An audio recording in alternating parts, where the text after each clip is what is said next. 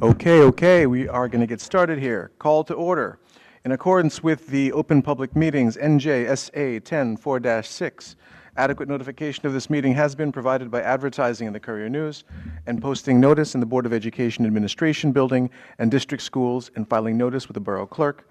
I hereby call to order the regular public meeting Tuesday, March 17, 2026, in the Lincoln Middle School Cafetorium, 400 Dunellen Ave, at 7:04 p.m. This meeting is broadcast live. For details, check www.dunellenschools.org. Moving on to item number 2 on our agenda, roll call. Mr. Pepe, could you please call the roll? Mr. Anderson? Present. Mrs. Condit? Present. Ms. Ibach? Present. Dr. Gendrano? Present. Mr. Mitchell? Present. Mrs. Moore? Present. Mr. Sahanoy? Present. Ms. Schimpf? Not present. Mrs. Shep? Present. And we have a quorum. Fantastic. Moving on to item number 3, executive session. The Dunellen Board of Education will now adjourn into executive session to discuss items that fall within the specific exceptions to the Open Public Meetings Act, CNJSA 10-4-12B. The confidential matters discussed by the board during this executive session include items related to individual privacy, collective bargaining agreements, as well as personnel. Any discussion that does not need to remain confidential will be made public as soon as it is practical. Minutes of the executive session will not be disclosed until the need for confidentiality no longer exists. All individuals who may be discussed in executive session have been adequately notified. Action will take place after the conclusion of the executive session. May I have a motion, please? May I have a motion to go into executive session, please? Move to go to exec. Seconded. All those in favor? Aye. Opposed? Okay, we'll see you at about 7:30.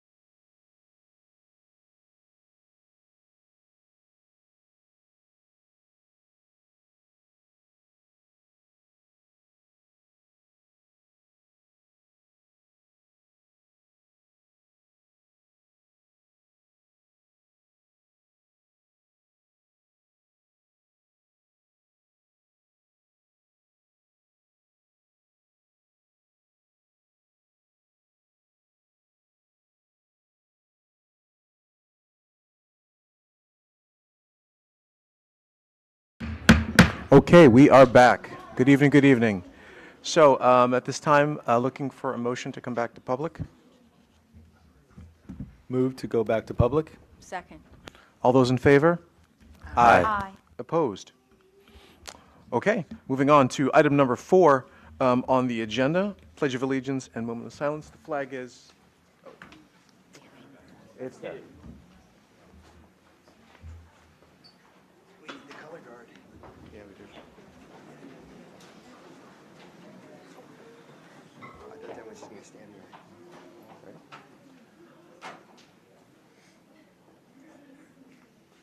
I pledge allegiance to the flag of the United States of America and to the republic for which it stands, one nation, under God, indivisible, with liberty and justice for all.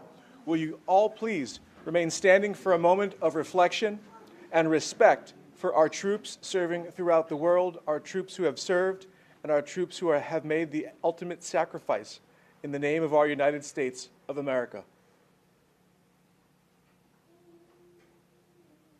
Thank you.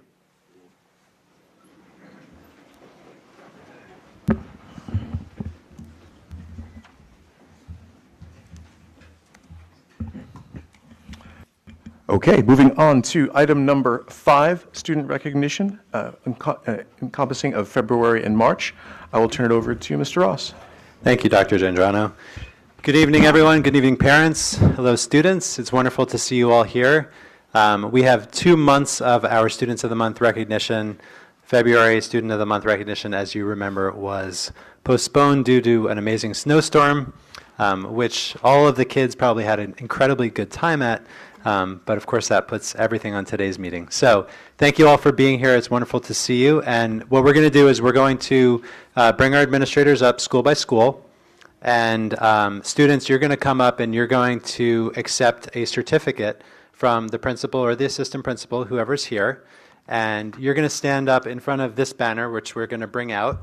And at the end of it, we're going to let your parents stand up and take lots of pictures of you. And then you get to sit down. Okay? Does that sound good? All right. All right. So let's start with Dunellen High School. And all right, we have Miss Powell here. All right. DHS Assistant Principal, Miss Ashley Powell.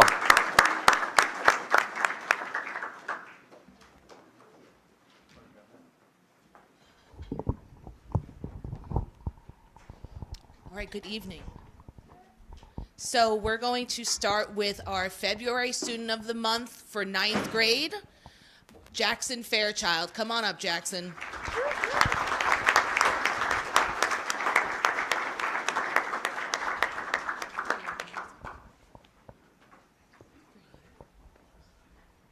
So Jackson is currently excelling in honors courses while also serving as a treasurer for the 9th grade class and a member of the baseball team. His teachers describe him as dedicated, focused, and bringing a great sense of humor to the classroom.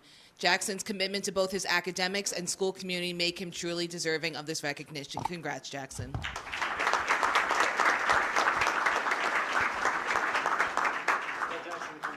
Come back, Jackson. Don't leave us. Stay, yes. All right, next is Giselle Castro. Is Giselle in the building?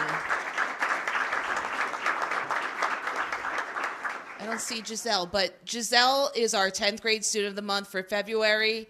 Giselle's teachers describe her as a pleasure to have in class, consistently demonstrating kindness and a willingness to support her peers. In addition to being a strong student, she's also an avid piano and guitar player. Self-taught, Mr. Lynch told me today that she's self-taught, which is awesome. Showcasing her dedication and talent beyond the classroom, Giselle's positive attitude and commitment to excellence make her truly deserving of this recognition. Congrats, Giselle. Our 11th grade for February is Sophie Carranza. No Sophie. Sophie Carranza is a talented student both in and out of the classroom. If you saw Annie, she was Miss Hannigan. She did an awesome job. Her teachers describe her as an active participant who consistently shows enthusiasm and genuine interest in her learning while producing outstanding works.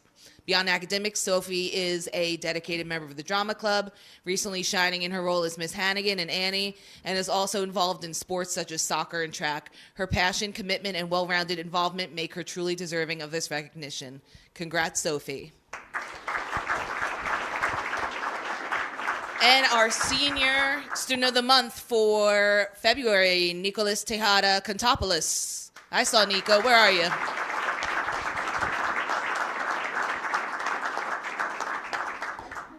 Congrats, Nico. So Nico is our 12th grade student of the month for February. He has demonstrated a strong commitment to his academics and school community throughout his time at Dunellen High School. His teachers recognize and appreciate his consistent participation and focus in class, as well as his strong work ethic and positive presence. In addition to his academic efforts, Nico is also a member of the baseball team, showing dedication both in and out of the classroom and on the field. Nico's well-rounded contributions make him truly deserving of this recognition. Congrats, Nico.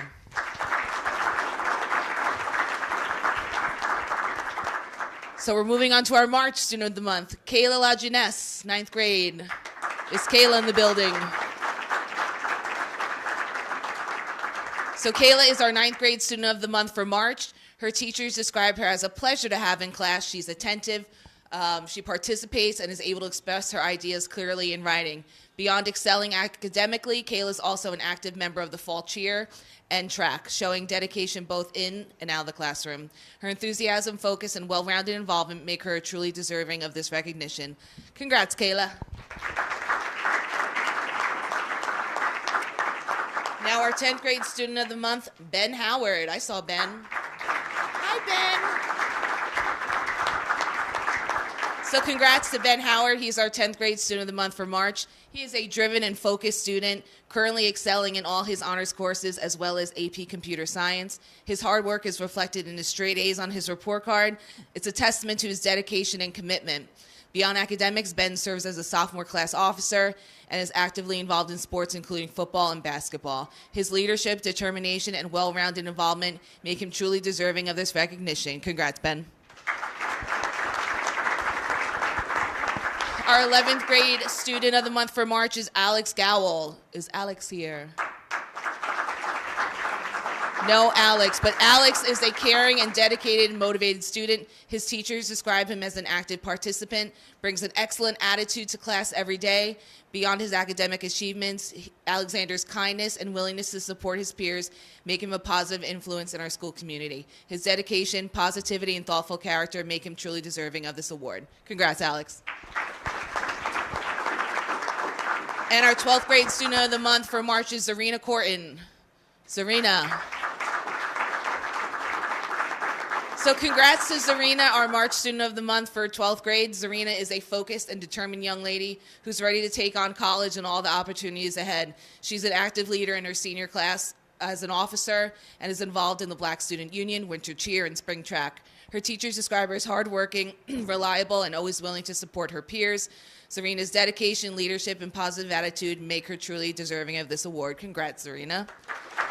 And congrats to all the students of the month for February and March for Dunellen High School. Way to go, guys. Parents. Hello. Parents, feel free to stand up. Parents, if you want to take a picture, we'll pause for a second. Howards, it's okay if you stand up. Yeah. Take those certs and there you go. There you go. Be proud of that. Perfect.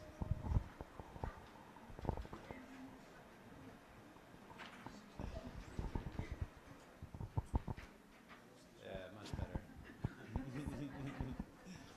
All right. Thank you, DHS Students of the Month. All right. Lincoln Middle School, we have Miss Caulfield. Miss Caulfield, welcome.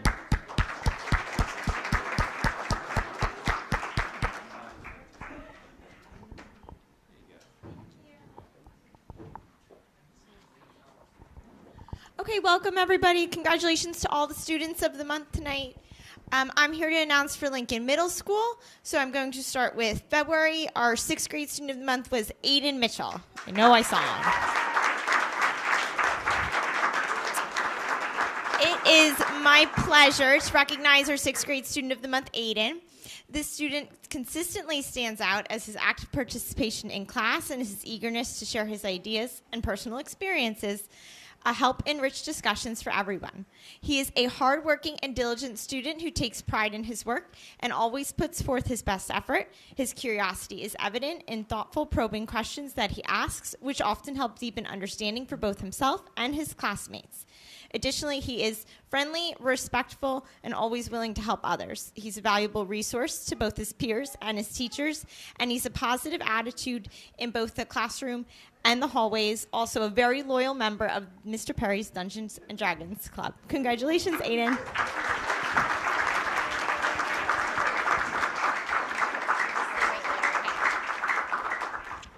Next, for February, we have our 7th grade student of the month, Melanie Angelis.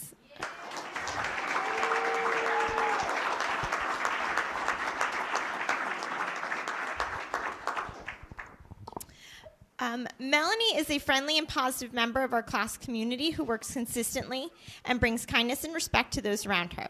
She works well with peers and helps to create a supportive and welcoming classroom environment. She's always polite and helpful and puts her best effort into everything she does.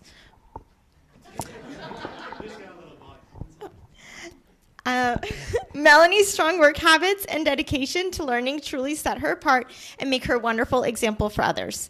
I have personally witnessed Melanie's kindness that she meets all 6th, 7th, and 8th graders in our school with. Congratulations, Melanie.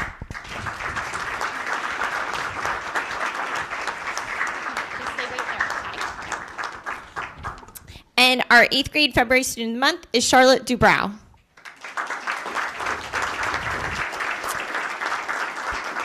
Charlotte truly shines in class. She consistently asks thoughtful and higher-order thinking questions, actively participates in discussions, and brings enthusiasm that makes learning engaging for everyone. She pays attention, follows directions the first time, and demonstrates exemplary behavior every day. She's hardworking, positive, and always willing to help others, setting a strong example both academically and behaviorally.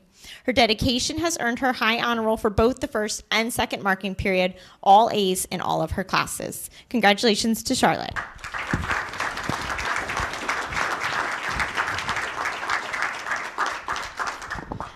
Moving on to our March student of the month, starting with 6th grader Celeste Wiggins.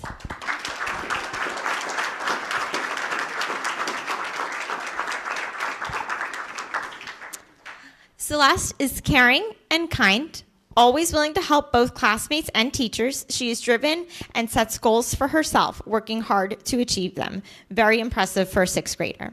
Her intelligence shines in the classroom where she thinks critically and asks thoughtful questions and is always curious to learn and know more. She shows up every day ready to learn, participate, and give her best effort. Through her positive attitude and dedication, she sets a strong example for everyone around her and has really adjusted very well to Lincoln Middle School. Congratulations, Celeste.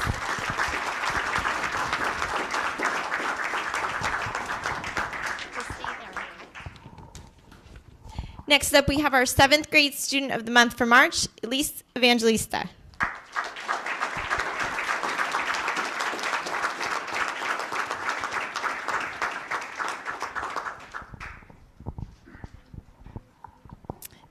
Elise is a true standout in the 7th grade and a joy to have in every classroom. Every single one of her teachers say so. She approaches every assignment with a hardworking spirit, consistently going above and beyond to produce her absolute best work. Beyond academic dedication, she is polite, respectful, and always willing to help with both teachers and peers. Her positive attitude and strong work ethic make an excellent example for everyone and should be very helpful in the success for the rest of her 7th grade year. Congratulations, Elise.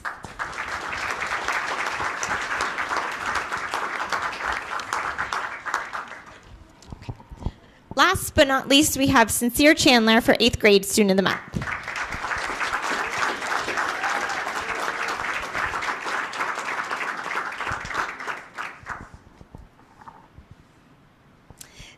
Sincere consistently gives his best effort in class, actively participates and volunteers to help both teachers and classmates. He's friendly, positive, and always willing to lend a hand, making him a true role model for his peers. He also shows great care to our school community, taking responsibility for putting up and taking down the flag every day, even when the feels like was 3 degrees outside. He was out there. Sincere's dedication to his learning is evident, and he was on the honor roll for first marking period, but that just wasn't enough. He set a goal for himself, and he made high honor roll in the second marking period, all A's. Congratulations to Sincere.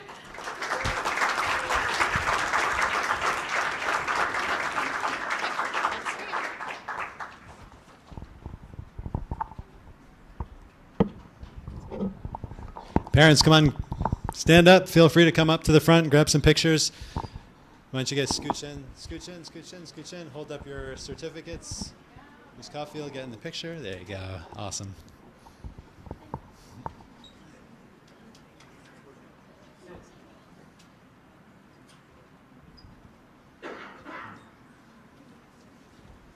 All right, awesome. Congratulations, LMS Students of the Month. All right, moving on to Faber. Who's coming up? Mr. Tennant? Miss Moody? You got the whole crew? All right, let's hear it for the Faber administration. Mr. Tennant, Miss Moody.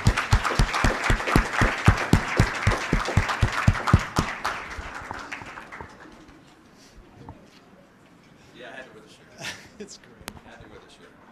Happy St. Patrick's Day. Let's go. Beyond excited for a student. My mom would have been super excited to get a certificate for Student of the Month on St. Patrick's Day, let me tell you. Our first for February, our pre-K, we have Charlie Mundy. Charlie, come on up. Clap it up.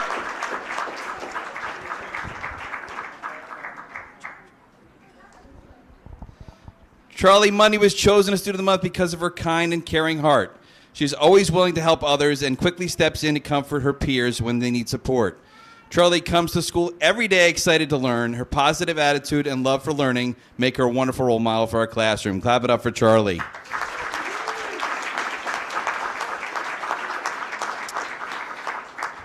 For kindergarten, Leanne Calderon Castillo. Here.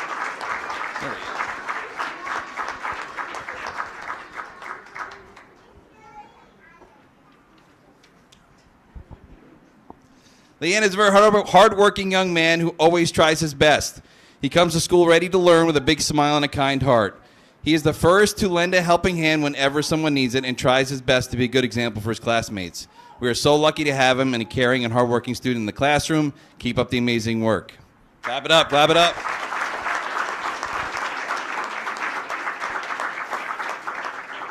Two students in first grade. First we have Michael Kowalik. Michael, come on up.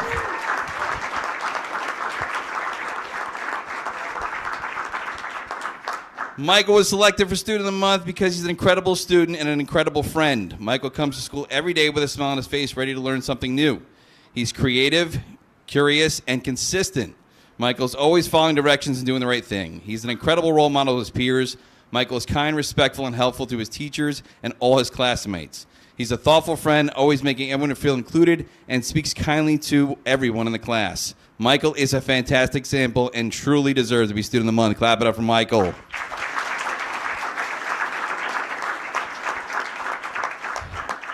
Next up in first grade, we have Melvin De La Cruz Mercedes. Melvin.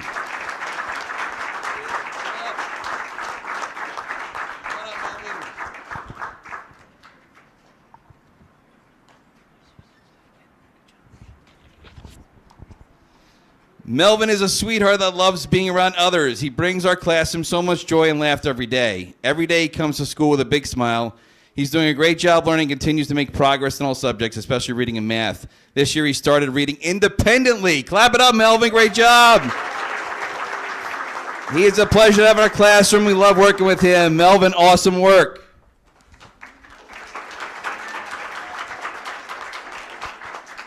Second grade, we have Dominic McNair. Where's Dominic?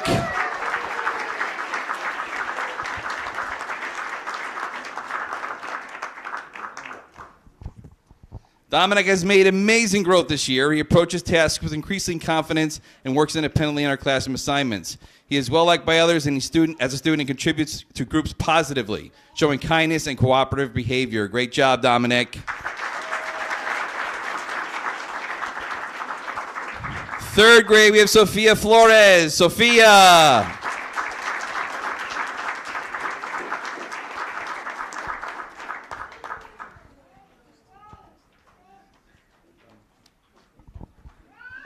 Sophia is such a hard worker and thriving in third grade. She's always working consistently and advocates for herself. She tries her hardest on all her schoolwork so she can show her teachers how much she has learned. She's always kind and loves helping out teachers and her classmates. Sophia sets a wonderful example for her peers. Clap it up for Sophia.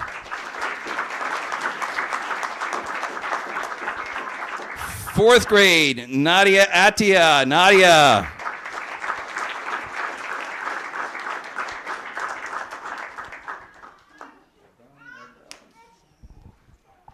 Nadia is an extraordinary student to have in class. Her attention to detail shines through as she gives her full effort in everything she does.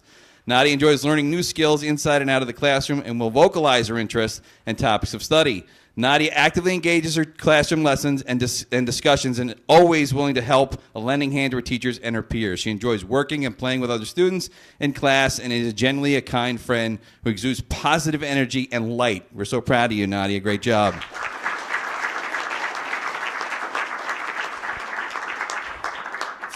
Fifth grade, Nadia Pucar Espinosa.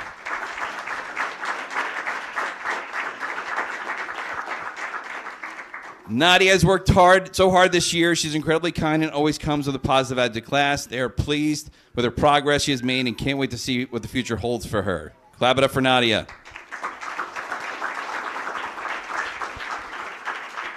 Special area, Snow Donato. Snow.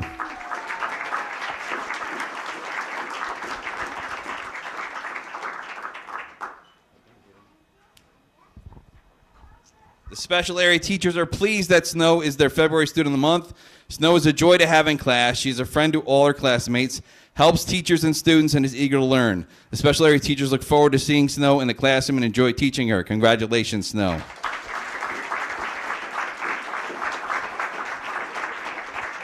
Okay.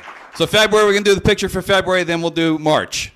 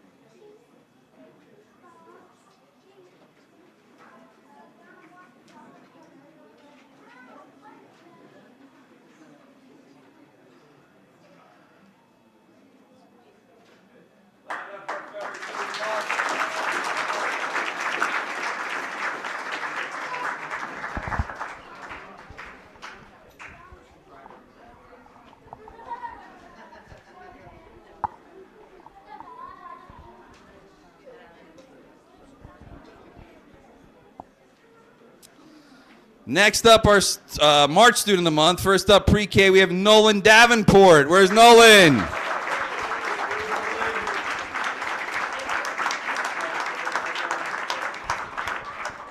Nolan was chosen for Student of the Month because he is a true role model. Each day he works hard to complete his tasks and always puts his best effort forward. He works well with others and consistently shows kindness to those around him. His gentle tone and friendly nature make his peers enjoy playing and working with him. Nolan is always willing to help others, both teachers and classmates, whenever it is needed. Clap it up for Nolan, please.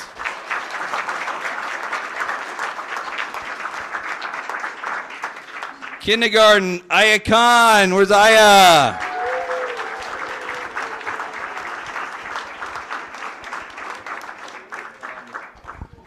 Aya comes to school each day with a big smile and a kind heart. She's always ready to help her classmates and teachers without being asked. Her caring nature and love for learning make our classroom a happier place. We are so lucky to have her in class. Clap it up for Aya, please.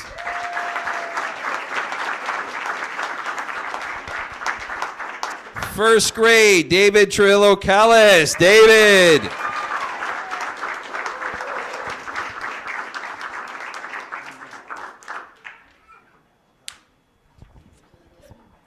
David is an enthusiastic learner. He puts his best effort into everything he does.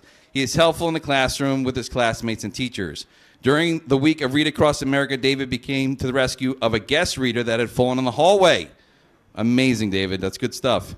He was calm and confident when coming to the classroom to get help. We are so proud of him. David, clap it up for David, please.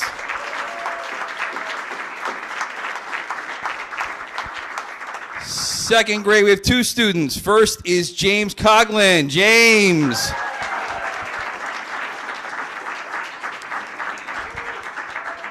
James is such a special part of our class. He comes in every day with a big smile and a kind heart and truly makes our classroom a happier place.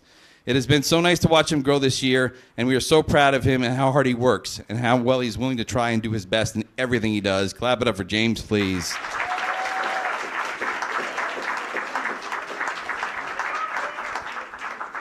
Next up, we have Alicia Trillo-Callis. Alicia, come on up.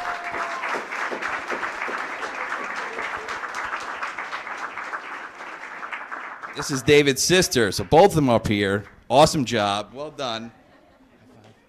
There we go. Alicia's amazing.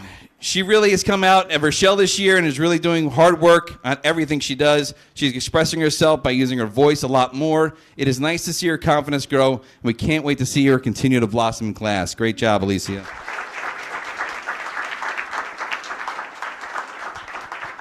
Third grade, Melissa Gonzalez Salgado. Melissa.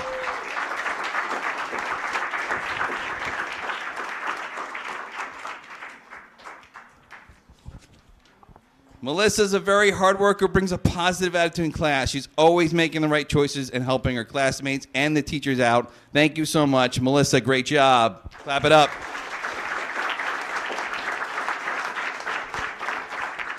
Fourth grade, Michael Mayorino. Michael.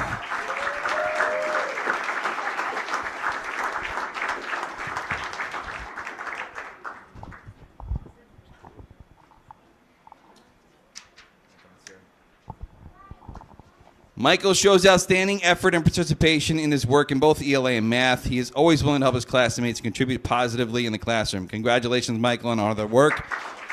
Curiosity, awesome. Clap it up for Michael, please. Fifth grade, Reina Peguero. Reina.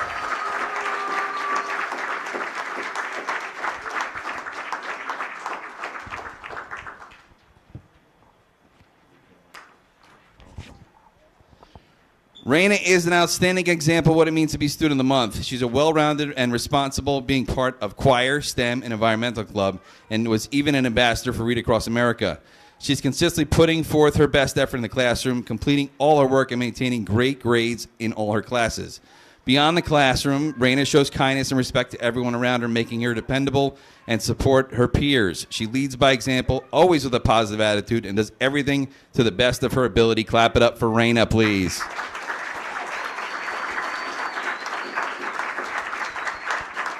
And for special areas, Carlos Canes Flores. Carlos.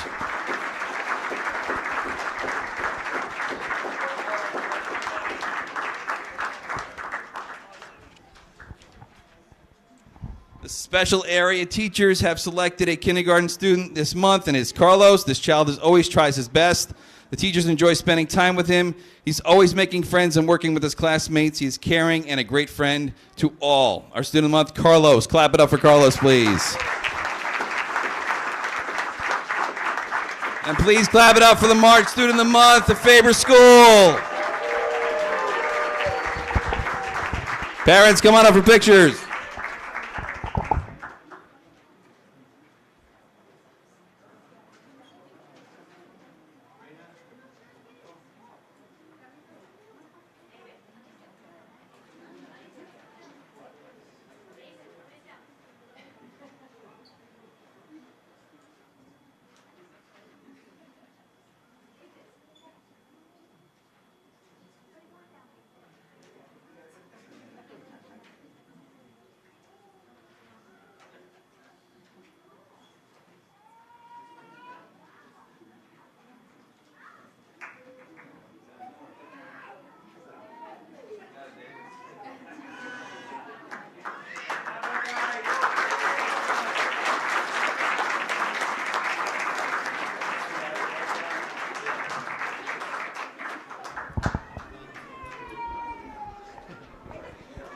All right, so let's get a big round of applause for all of our students of the month for February and March.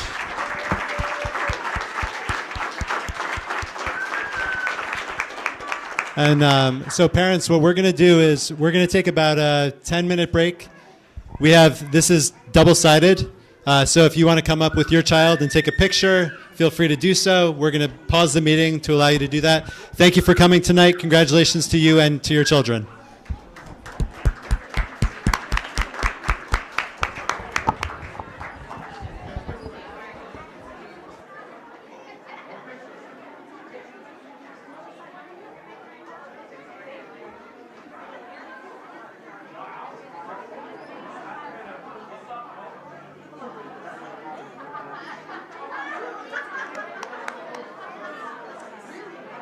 That's right. You got to take this all in the same night. Right? Oh, yours is upside down. No problem. Aw.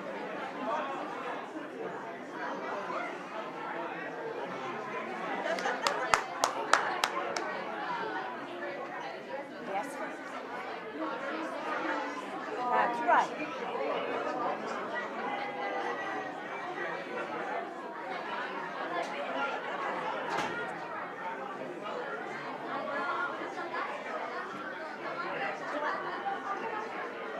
want us to take you all together?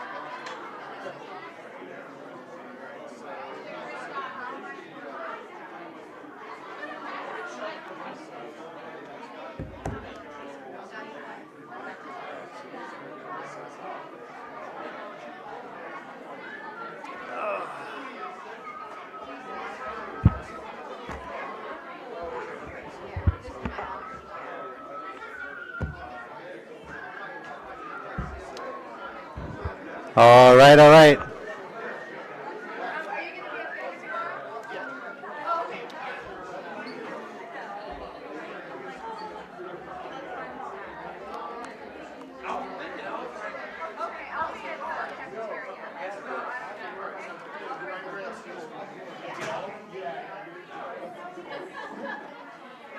Congratulations. All right, parents, students, thank you. Congratulations. We're going to move forward with our meeting at this time. So have a wonderful evening. Thank you for coming. Ms. McNair, nice to see you. Congratulations. See you. All right.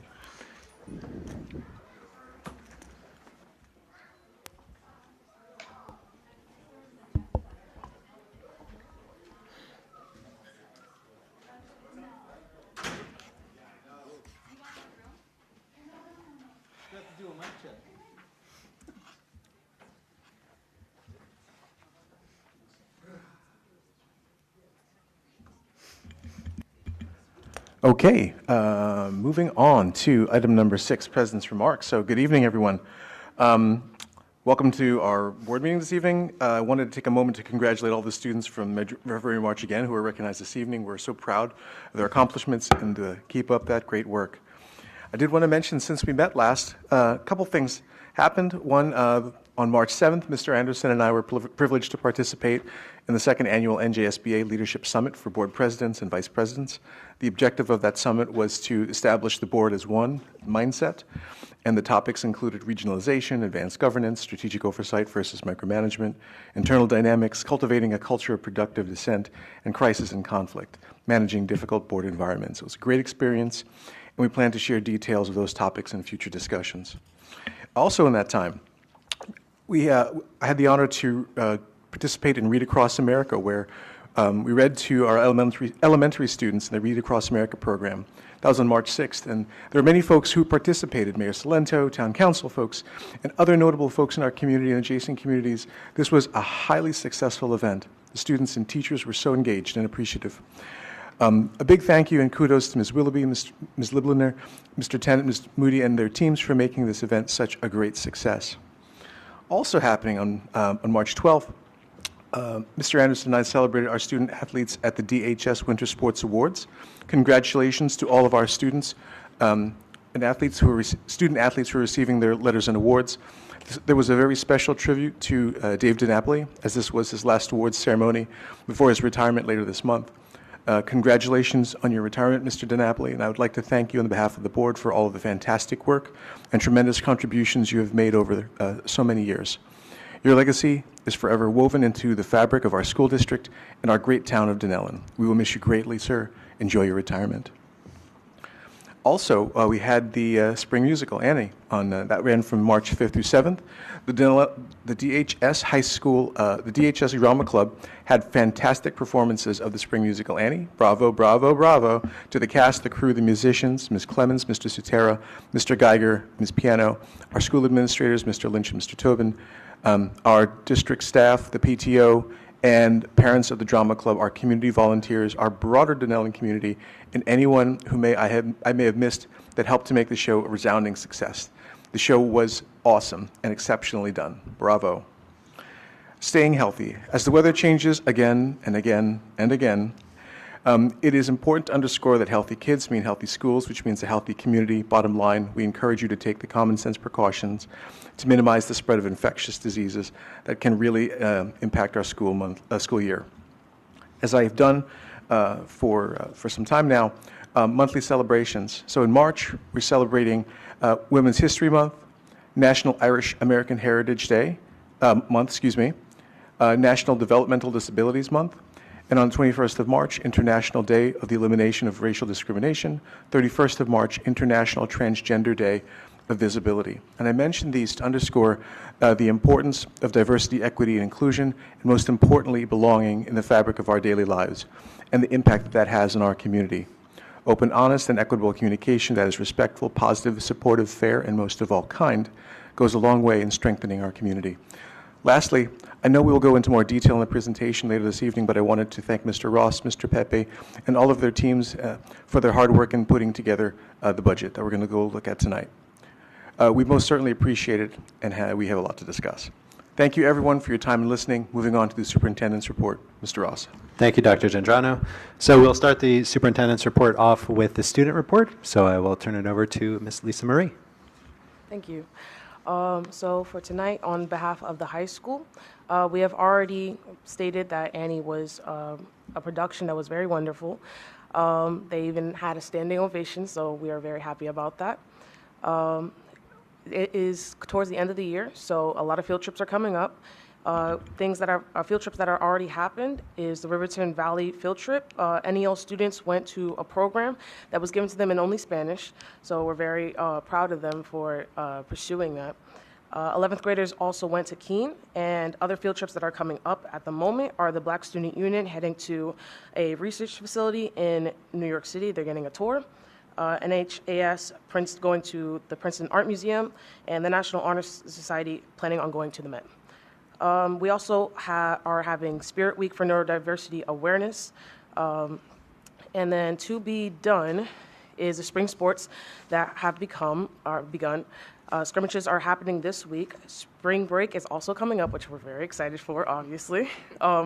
Practicum documentation is coming out for seniors this week. College planning night is happening next week, along with volleyball, the ninth grade orientation. The ninth grade orientation for the upcoming 8th graders are happening also next Wednesday, and the volleyball tournament is happening this Friday. NJGPA has started for the juniors today, and it's going all the way up till Thursday, so we wish them luck. Thank you. All right, thank you, Lisa Marie. We are going to move on to our first of two presentations tonight, and that is the SSDS report presentation for the current school year, period 1. So I'd like to invite Mr. Altmeyer up, and we will get that presentation set up. Everything good?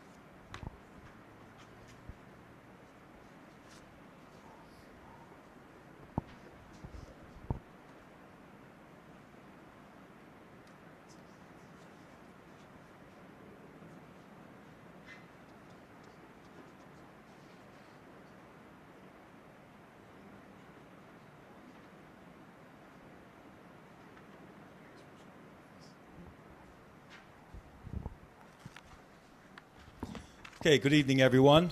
Like Mr. Ross said, I'm here to present the Student Safety Data System Incident Collection of Violence, Vandalism, Weapons, Substance Abuse, and Harassment, Intimidation, and Bullying, as well as the HIB trainings and programs for period 1, which is September 1st through December 31st of 2025.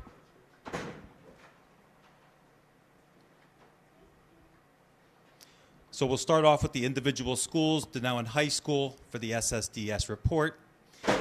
Incidents of violence, vandalism, substances, weapons, and HIB confirmed is 0.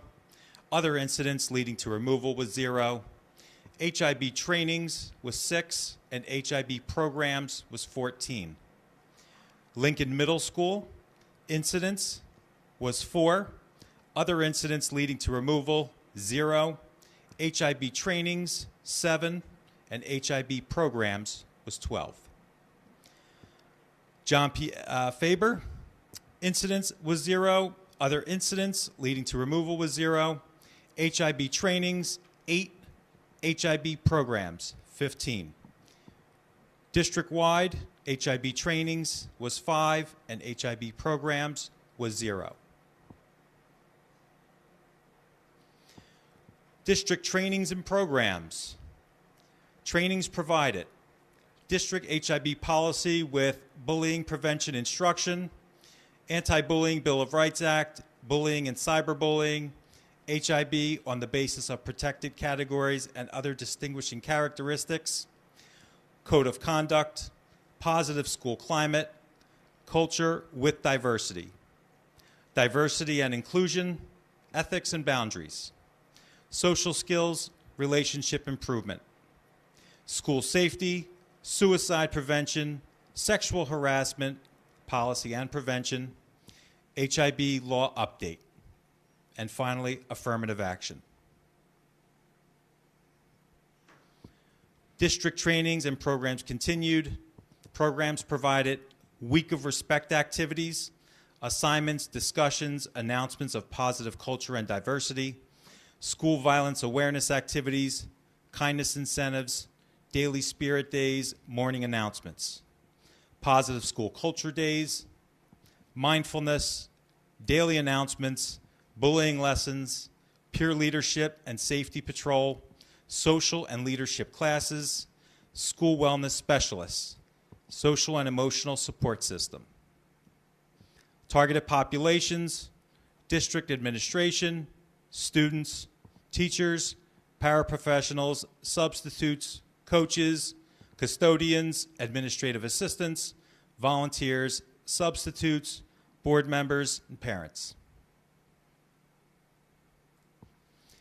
The HIB investigations, for Faber, there was 0.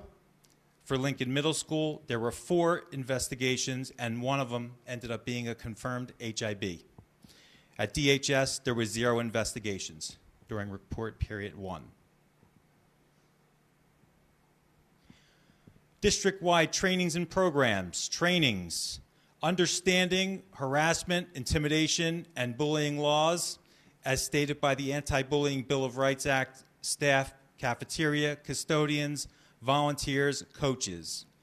Human dignity, anti-discrimination, inappropriate staff conduct, staff sexual harassment, student sexual harassment, hate crimes and biased incidents, public complaints and inquiries, harassment, intimidation, and bullying. District HIB Policy 5512, understanding harassment, intimidation, and bullying laws, as stated by the Anti-Bullying Bill of Rights, protected characteristics, suicide prevention training, Legal One HIB law update for the ABC. Programs, school safety, climate team meetings, October 6th through October 10th of 2025 was the Week of Respect. October 20th through October 20th was School Violence Awareness Week. October 27th through October 31st, Red Ribbon Week, Teacher Culture and Climate Committee, monthly meetings, preschool parent engagement evenings, and there were multiple. Trainings and programs specifically for John P. Faber. Trainings, anti-bullying law review, district policy, code of conduct and prevention, school climate, and cyberbullying. District HIB policy with bullying prevention, suicide prevention, student training on ABR, prevention, school climate, and code of conduct, HIB law update by the ABS, and school safety team. Programs, Week of Respect, October 6th through October 10th, classroom lessons and morning announcements, daily spirit days and kindness incentives, School Violence Awareness Week, October 20th through October 24th, classroom discussions focusing on violence and kindness. Red Ribbon Week, October 27th through October 31st. Daily Spirit Days, morning announcements by students. Social and emotional supports, school-based wellness. PBSIS, anti-bullying ambassadors, mindfulness, character education program / counselors.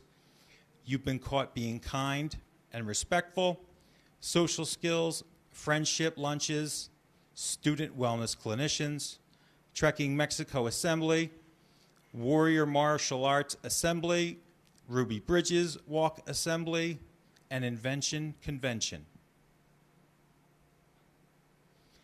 Trainings and programs for Lincoln Middle School, trainings, anti-bullying law review, district policy, code of conduct and prevention, school climate, and cyberbullying. District HIB policy with bullying prevention, suicide prevention, student training on ABR, prevention, school climate, and code of conduct. HIB law update by the ABS, school safety team, designing a menu of behavior intervention options, rethinking responses to conduct and behavior concerns, inclusive scheduling, School Counselor Association Fall Conference, school peer mediation. Programs, Week of Respect, October 6th through October 10th, Daily Spirit Days for Unity, classroom discussions focusing on tolerance, acceptance, and respect, daily announcements by students. School Violence Awareness Week, October 20th through October 24th, daily announcements by students, classroom lessons. Social skills classes, 6th grade cycle, lunch bunch groups, building relationships, social skills and leadership, social and emotional supports, school-based wellness, honor roll assembly, holiday presentations, student voice group. Trainings and programs for Dunellen High School. Trainings, anti-bullying law review, district policy, code of conduct and prevention, school climate, and cyberbullying. District HIB policy with bullying prevention, suicide prevention, student training on ABR, prevention, school climate, and code of conduct, HIB law update by the ABS, school safety team, restorative practices, leadership for life class, and programs. Week of Respect, October 6th through October 10th. Discussions held in classes with students focusing on tolerance, acceptance, and respect of all groups. School Violence Awareness Week, October 20th through the 24th. Discussions in classes focusing on violence awareness / reporting. Transition Project, DHS peer leaders, student-led activities focusing on positive adjustment to high school, dealing with peer pressure and good life choices, Project Connect, activities for ESL students, positive school culture and unity activities, freshman focus, discuss behaviors in school, healthy relationships, social and emotional supports, school-based wellness, grade level assemblies, Renaissance assemblies, honor roll assembly, and school-wide band and choir concerts. It's a lot of information. Does anyone have any questions? Yes. I have a question in terms of a lot of the trainings and the programs that are listed. Are there or is there any data on like participation specifically, such as percent of participation to the population? Or is there something tracked like that? The only thing that we can track is through Vector, I know. We can track the amount of staff and personnel that go through individual trainings. So that is something we have access to. Okay. And that's through an LMS for all these trainings, right? I'm sorry? Learning management systems all online, or how are these programs Yes. delivered? So through Vector is the program that we use, and they are online and district-wide. Staff from all 3 schools and central office participate in that. Could we get like some of the data out of that to see what the participation is and see how we can enable, higher levels of participation on that? Sure, that is something that we can look into. Okay. I'm sorry. Oh, is it? Okay. Is there, to piggy? It is 100% for staff participation. Oh, that's good. Could you also highlight like standout training sessions that receive like, say, the highest positive feedback? To be honest with you, I haven't spoken to the individual people to receive that kind of feedback at this point. But again, that's something we can look into and get more information on that. And then with the 100% participation, part of that feedback is understanding or some information where maybe they need more support within a certain training package or area? Because there's such a wide breadth of things that they go through in training. Is there something that they would like to see more of? Again, that's something that we could pitch to the staff and we could look into to gather that kind of feedback moving forward. Okay, thank you. You're welcome. I was actually going to piggyback off of that and ask if like we can get like a survey or something like through the staff and their response, like their experience, like just to learn if they've gleaned anything new from those Sure. Sessions. Yeah, definitely. This is something that we could definitely receive feedback from. Oh, go ahead. Yeah, and also with any training session that you have, participation at 100% is fantastic, but the next step would be efficacy and how well these programs are actually either adopted or how they really enhance, the life, the culture, the training, the understanding within the teacher population, as well as administrators. Sure. Like what's the impact, right? Yeah. Mm-hmm. The impact and or some of the results that you can see where it maybe increased certain areas in positivity or lowered areas where there were concerns that the training showed exactly efficacy and results. Sure. So quick question. So these programs, just to make sure I'm understanding, these are all required programs, right? That everyone has to take, or they're... is that why it's 100%? Because they're required to take it? Yes, certain ones through Vector require all staff members to take. Okay. See, that's why it's 100%. They have to. And I did have a question going back to your slide that had a compilation of the HIBs, if you wouldn't mind. Yeah. Looking at those numbers, it's just curious to me that there's none at Faber and none at DHS and five total at LMS. I'm just curious, is there any kind of background or any kind of thing that you can give more, I don't know what's the word I'm looking for, any more... Insight? Yeah, insight, thank you. Insight into what that pattern is. I mean, I was going to say root cause. Yeah, well, root cause, I mean, there's that too. But it just seems curious that we're not seeing any of those at Faber and at DHS, but we are at LMS. And I mean, yeah, just wondering like if there's perhaps a reason or a pattern or something why those are popping and not in other schools. To be honest with you, that's a great question. I know we have a few additional ones that have come in through report period 2, which is starting January 1st. But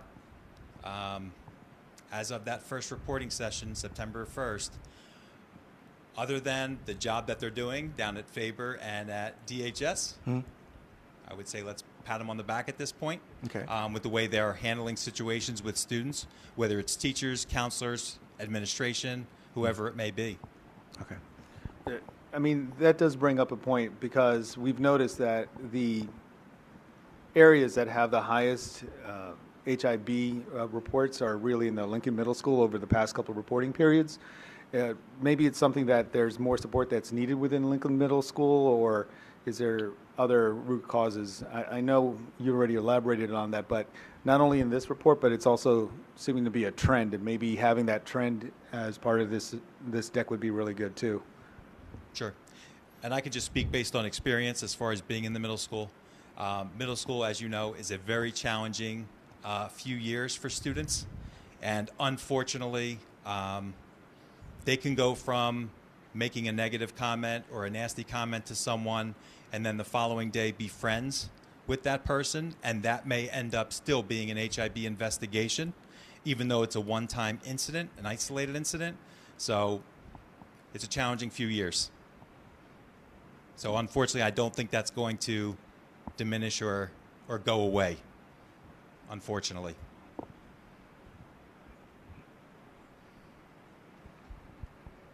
Okay. Yeah. All right, thank you for your time.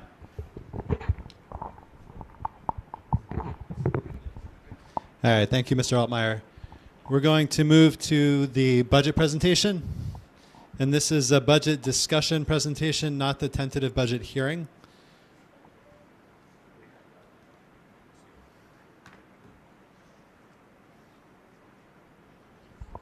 And so I'm going to, we've advertised the meeting for the 24th? Is the meeting on the 24th happening officially? Okay.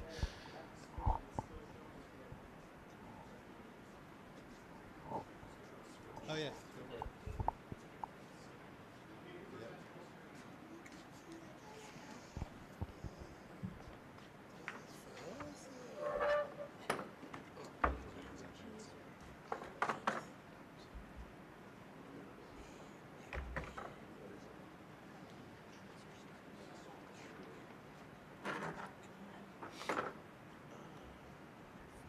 Good to go?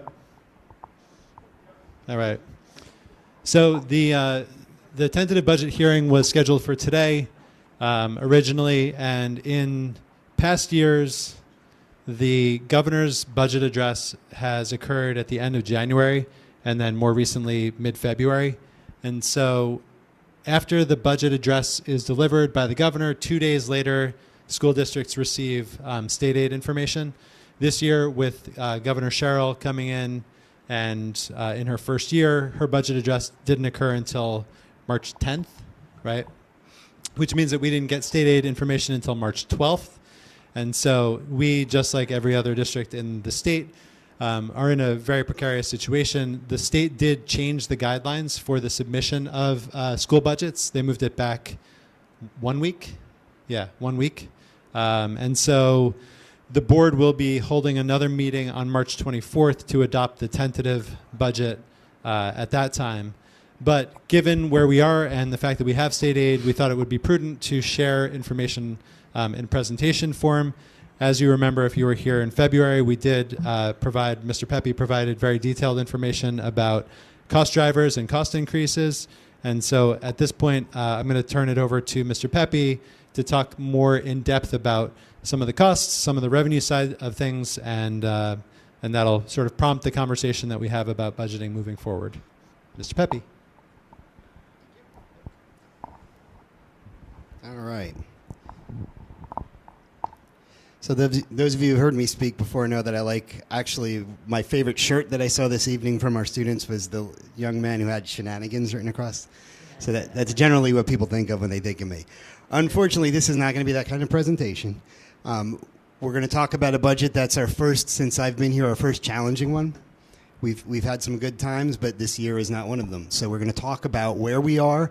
The board's going to have to provide some guidance to myself and Mr. Ross as far as, you know, what we put forth for the budget that we're going to present next week.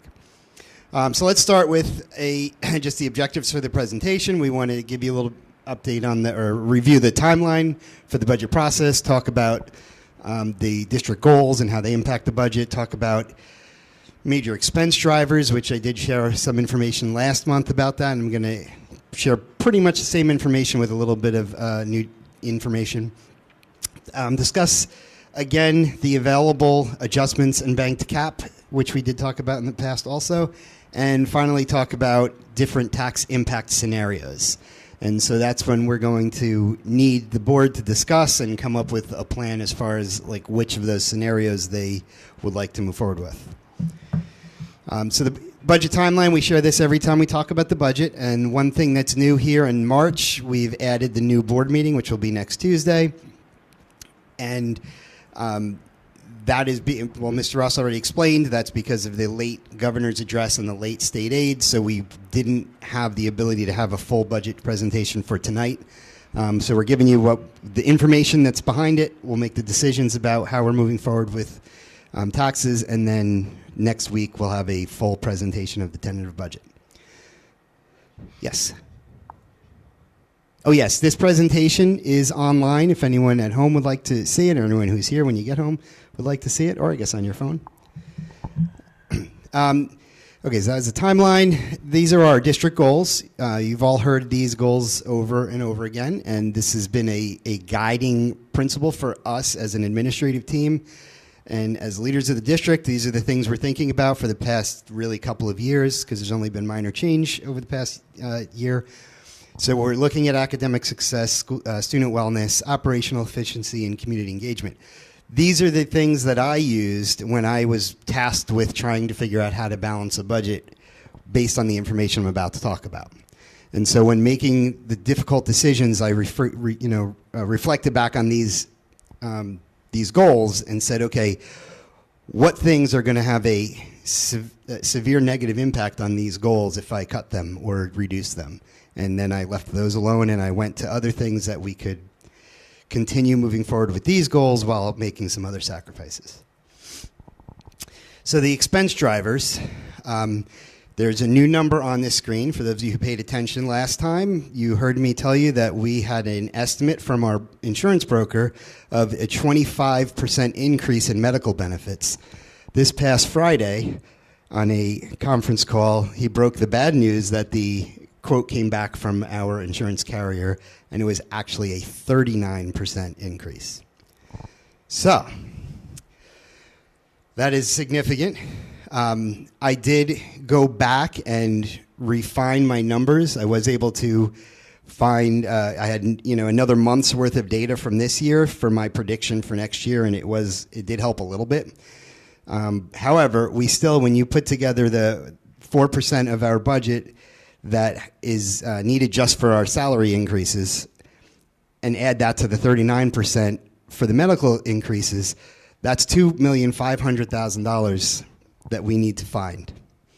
And in addition to that, we have the other two rows of tuition costs for out-of-district. This is both for out-of-district tuition rates, because the tuition rates for everyone increase as our budgets go up, so do theirs, and the districts that we're sending students to are charging us more. So for out-of-district, our tuition rates have increased, and also we did have an uptick in the charter school enrollments from last year's budget presentation to this year. Just to clarify, we didn't have an uptick from what we currently have to what the state is projecting for next year. However, what we currently have is more than what we projected last budget season. So from last year's budgets to this year's budget, that number had to increase. So that's $390,000 for the tuition. And then just a few of the big ticket items that, these are things that switch. They go up and down from year to year. This year, these are the ups. iReady, which we've been using for a few years now, that was originally purchased on a 3-year purchase with ARP funds, and so we're coming up to the renewal for that. So that's a new purchase this year. Cell phone storage is because of the new law, so we put some money aside because we are going to be having conversations in the next few months about how are we going to implement that law, and we're going to have some need for storage units to meet that cell phone law. We also have textbooks. Just happens to be a year where the amount we need for textbooks is more than it was last year. That's something that goes up and down every year. And Chromebooks, we're starting a plan. I've been working with our tech department with planning out how this looks long term, and we've kind of come up with a plan that's going to be sustainable for time to come. But in the past, it's just been we bought what we needed that year, and we didn't really plan ahead. So now that we're planning ahead, we're putting a bigger purchase of Chromebooks, and it will then stay at that level. It won't go up and down. Like it'll be, we have a plan for it'll be a comparable number year after year. So all of those things together added another $500,000 to the budget. So if we keep our regular everything exactly the same as it was this year, plus these costs that we don't have real control over, we're looking at $3.4 million of additional money we need. Now, to put that into perspective, our local tax levy, for every 1% that we increase, we get $134,000. It's a lot of $134,000 is to get up to $3.4 million. That's that's where we are. That's the challenge we have, is how do we make this work? There's some good news. One piece of good news is that we did get an increase in state aid of about $1.2 million. So we said we needed 3.4. We got 1.2 from the state, so we still need 3.4, 1.2, 2.2. We still need over $2 million we've got to find. Another piece of good news is that because of the way that I've managed the budget for the past couple of years, I've always understated certain revenues. And so this year, to help bridge that gap, I stated them more accurately. Those revenues are our bank interest. And, well, it's really, that's the biggest one, is miscellaneous income, which is mostly bank interest. So in the past, I've always budgeted that very low, just in case interest rates tanked and we didn't get what we were expecting. This year, I used real numbers based on what we've been getting. I still went a little under, but just to be safe in case interest rates go down, but it's a more realistic number. So that added another few $100,000 of available money. So that ate away at that too. So we're under $2 million that we need. So the only places that we can make up that difference are increasing taxes or cutting programs and staff. Those are the only ways a public school district can bridge that gap in a budget. So I just want to talk about this for a second. The debt service information, it's not necessarily a direct impact on what I just talked about, but it's something to keep in the back of our mind. I have produced budgets for the past 2 years that have resulted in excess surplus at the end of the year that we were able to then deposit into our capital reserve. So one of the things we have to remember is that the bonds that were sold in 2020 were sold with the intent that the district was not going to levy taxes to pay the debt service back. So every year we withdraw about $1 million from capital reserve to make the debt service payment so we don't levy the taxes, which is what we told the voters we were not going to do. So keep that in the back of your mind. I do need to generate that money every year to put back into capital reserve so we have it again for the following year. So that's something to remember. Okay, so as I said, we can talk about cutting programs and positions or whatever we can find, and that part, if we're going to have that conversation, I will happily hand the microphone to Mr. Ross. But when we talk about what are our available avenues for levying taxes to help bridge this gap, this slide, which we've talked about before, this explains all of it. So first of all, every year, everyone in the state knows there's a 2% tax levy, local tax levy cap. And most people by now have heard the story that it's really not a strict 2% cap. There are adjustments that the state makes available without needing to go for a second question. Those adjustments come when you have an increase in enrollment, an increase in health benefit costs, and then there are a couple of other ones that don't apply to us, like tuition costs, which we don't have a sending and receiving tuition situation. So for us, over the past 3 years, we've had available to us enrollment increases. One of the 2 years we did not have a health care increase, one we did. And each year we have decided, or the board has decided, that we were going to levy 2% and no more, which is very helpful for the taxpayers. What it does, though, is it means that there was money left on the table that we could have levied without having to go to a second question. That money becomes banked cap. That banked cap is then available for the next 3 years. So we have 3 years worth of banked cap. This is money that we could have levied over the last 3 years but chose not to, plus in adjustments for this year. And this year we don't have an enrollment adjustment, but we do have a $1.5 million healthcare adjustment because of that significant increase in our healthcare costs. And also because the state had a significant increase in their healthcare costs. So all of this said, by law, the board has the ability to raise all of these taxes. No one in here wants you to raise all of these taxes. Okay, that's not what I'm saying. I'm just saying this is the law, this is what's available. So the decision that has to be made is how much of this is the right amount so that we can continue and not have to cut programs and staff in light of the last slide that talked about needing another, almost $2 million. So this is the story. We have the ability to raise taxes up to, I think when you add it all together, it's something like 29%. Clearly, we're not going anywhere near that. But is there a need perhaps this year to go above 2%, to use some of this available adjustment or banked cap? And in our case, we would really only use adjustment. We wouldn't get to the banked cap. So that's kind of where we're at. That's where we are with the budget. We have these huge increases, unfortunately. We did get some state aid, which helps, but we still are short by a couple $1 million, and we have to figure out how to raise that. So what would this look like for taxes? So we put this chart together, and again, there's a disclaimer at the bottom, and I'm trying to make it clear that no one here, not myself, not Mr. Ross, not any board member, is recommending that we raise taxes 29%. We're just looking at what are the scenarios and what would the impact be so that a prudent decision can be made that's a good balance between trying to keep taxes as low as possible, but being able to continue to fund the programs that are starting to gain some steam in the district and showing some progress.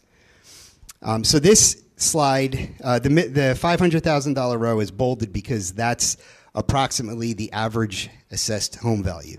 So on the left, we're just giving 4 scenarios. If you have a house worth $250,000, then the first row shows what a 2% increase would mean for you. Those are annual numbers. If you have $1 million house, the bottom row shows you what a 2% increase would mean for you, which is $291. And you can see as you go across. So this is the situation. We need $2 million. In order to raise $2 million, I should have done the math. Give me a second. Remember the day when calculators were a separate thing? Now it's your phone. If I go 2 million divided by 134, 40, that would be a 15% increase to bridge that gap. So clearly, Mr. Ross and I know we're going to have to find some way to cut something, find some efficiencies. We're not asking you to go to 20% or 15%, but just so you know, that's what it would take to make us whole without having to make any difficult decisions.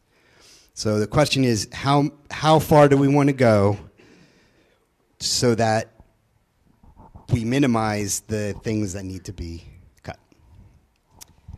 And that's what I have.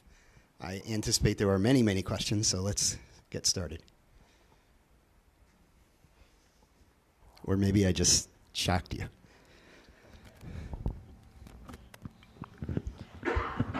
Okay, so I know it's small beans in comparison to what we're talking about overall, but on your slide with the cost breakdowns for curriculum, instruction, tuition, and personnel, you talked about with Chromebooks that we're kind of starting a new plan, and you indicated we'd be buying more than what is needed in the district.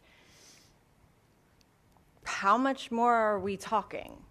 So first, let me clarify. It's not so much that we're buying more than what's needed. It's that we're spreading it out so that it doesn't jump up. So if we bought exactly what we needed to get through next year, the following year, we might need to buy twice as many to fill the gap. So we looked long term and said, this purchase that we put in the budget for now is sufficient that we could budget the same amount year after year, and it would keep us replenishing at a rate that would never let us run out of usable Chromebooks. Okay. But with that said, you are asking, like, what's the impact?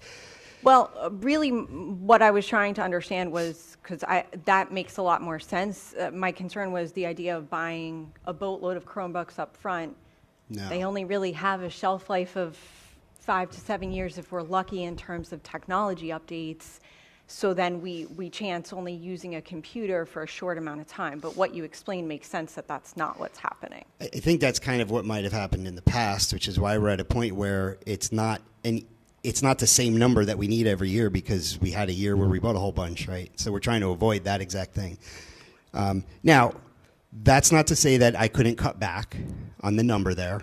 And if, once we get an answer about the percentage and we start talking about, okay, which things are we going to cut back, that might be one of the things that we decide, okay, we're not going to cut it out, but maybe we buy 50 less, right?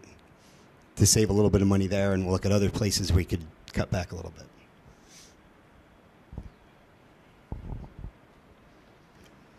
With the iReady curriculum, you said it's expiring, we need to renew it.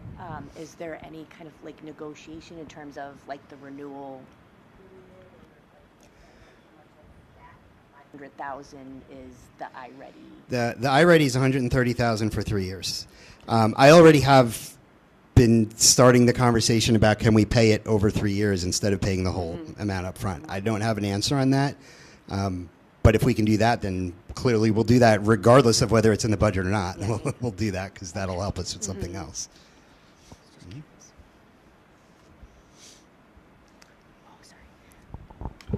Sorry, they said they couldn't hear me. I was asking about the renewal of the iReady cost and if that could be renegotiated.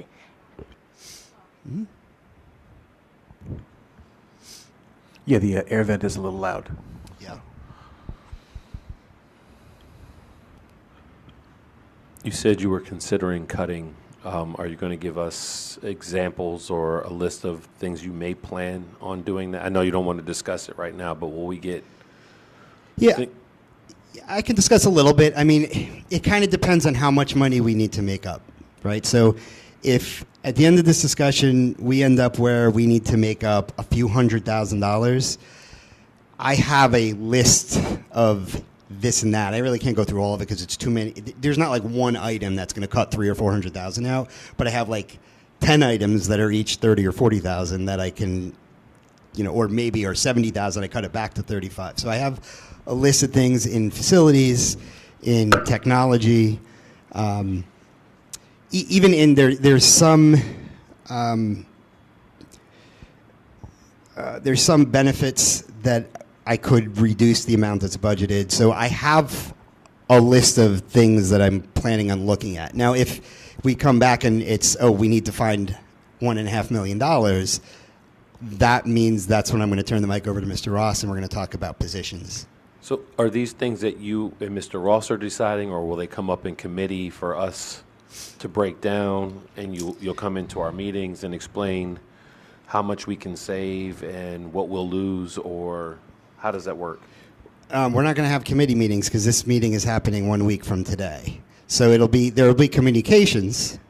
So I think it will be a presentation. However, if what we present next Tuesday, if the board has a different direction you want to go, I don't submit the budget until after the board approves it. So there are things that you can provide direction and say, we don't want you to cut this, we want you to cut that. And then Mr. Ross and I go back the next day and use our pencils and figure it out.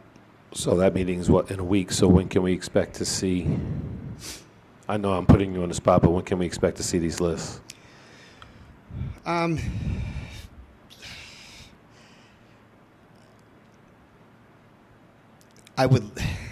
Typically we post a agenda on a Friday before a meeting. So I'm going to set my goal is to be that like Friday when we would post an agenda, we'll have some information. If we can get it to you before that, we will. Yeah. And also, if you have thoughts, either bring them up here or send an email to Mr. Ross and just say, hey, just something I'm thinking about. That can help guide us as we work over the next couple of days to identify what we're going to do. Okay, so just to make a disclaimer, we're not saying that we're going to increase a large amount.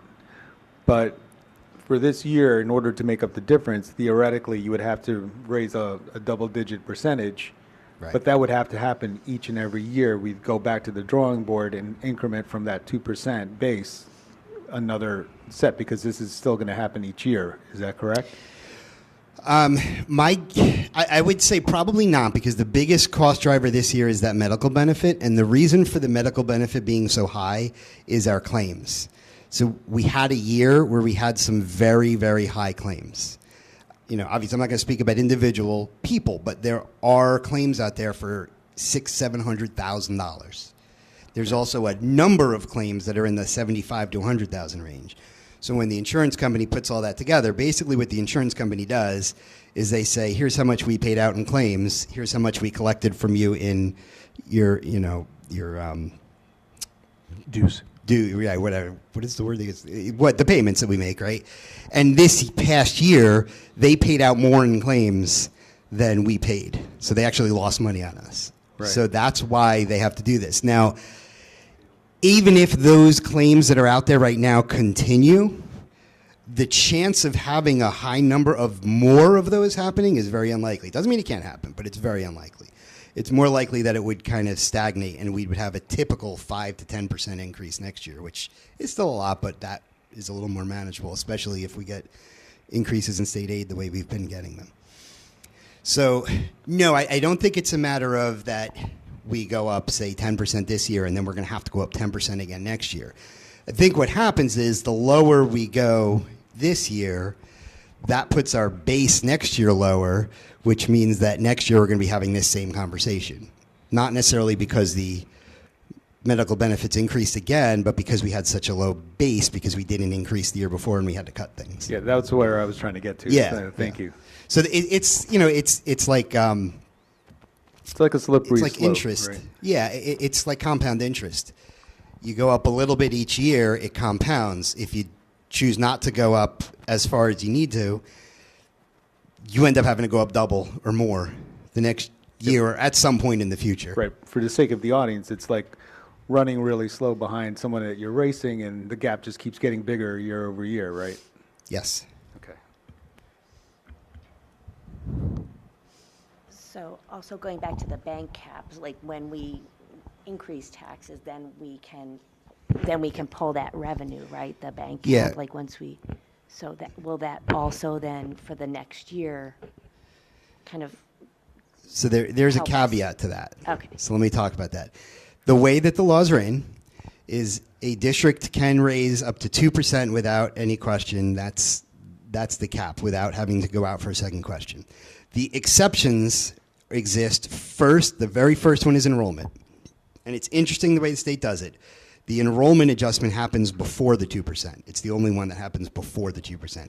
So let's say our base budget was $50 million, and we have an enrollment increase of $1 million. Then you go to 51 and then take 2% of that. In this case, we don't have an enrollment, so it doesn't matter. So our base is the same either way. Then the other adjustments, the health care, the tuition, the other ones that don't apply to us, those you take after the 2%. And you can only take them if you went to 2%. So you can't say, well, we're not going to go to 2%, but we're going to take 6% of health care. I mean, you can do that because you just say 2% and 4% of health care. It's the same thing. But the idea is you have to use the 2%, then your adjustments, and only when you've used all of your adjustments can you touch the banked cap.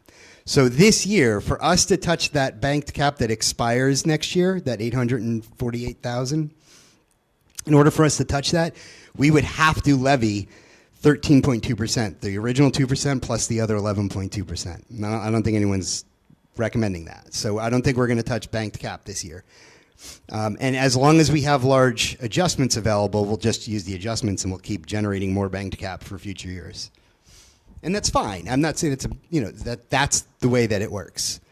If next year we have no adjustments available because healthcare has a good year for some reason and enrollment stays stagnant or whatever, then we could have a conversation about maybe using some of the banked cap that's expiring that year if we need it.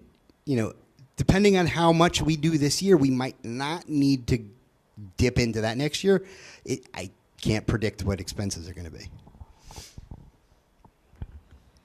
But we do know that $849,000 will be disappearing after this year. That's correct. And then the next one will be 796. That would be our first bite at bank cap next year.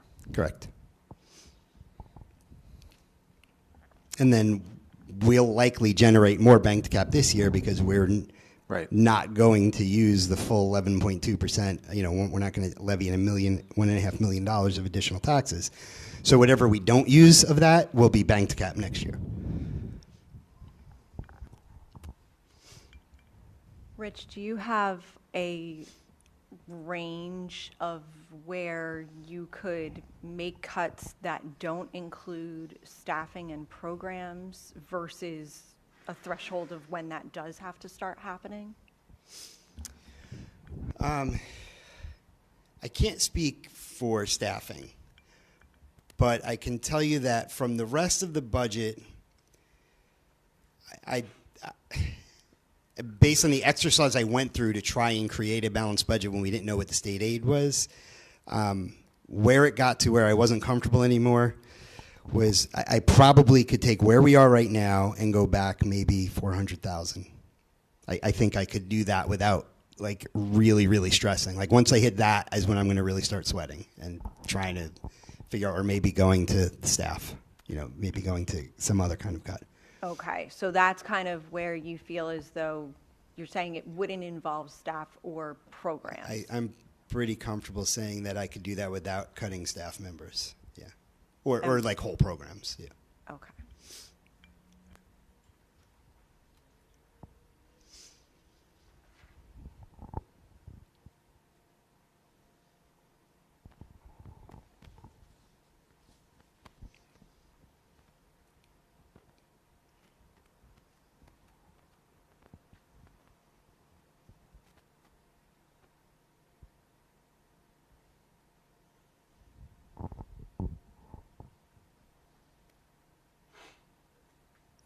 I just wanted to put this slide back up because I think it's important, because as you're thinking through this helps you kind of see what the impact of the decision is going to be. Right. You capped this slide at 10%. Well, I mean, I don't think anyone thought we were going to go any higher than that. Right. Yeah. So just to reiterate, right? So 2% is the, you know, what we would, you know, the start. If we were to do all of it, you know, the for the healthcare adjustments as well as the bank cap, that would take us, and the 2%, that would take us to like 29% total. So that's like the widest, absolute widest range before we'd have to go to a ballot question. Right. Right. So the 2 million that we're short translates into, and a lot of this is, I'm just making sure that I'm reiterating this to make sure I'm understanding it clearly. That 2 million translates into about 15%. That's right. That we'd have to levy. Between 15 and 16. Just to maintain what we have because of the, to maintain programs, to maintain staff, to maintain what we have today. That's what we would have to, that's what we would have to levy to be able to maintain that. Correct. Right.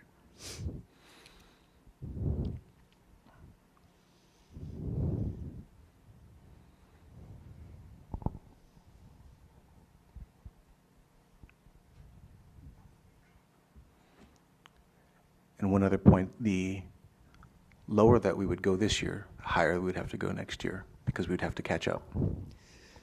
I don't know if I would say it that way. That is a true statement, but true-ish.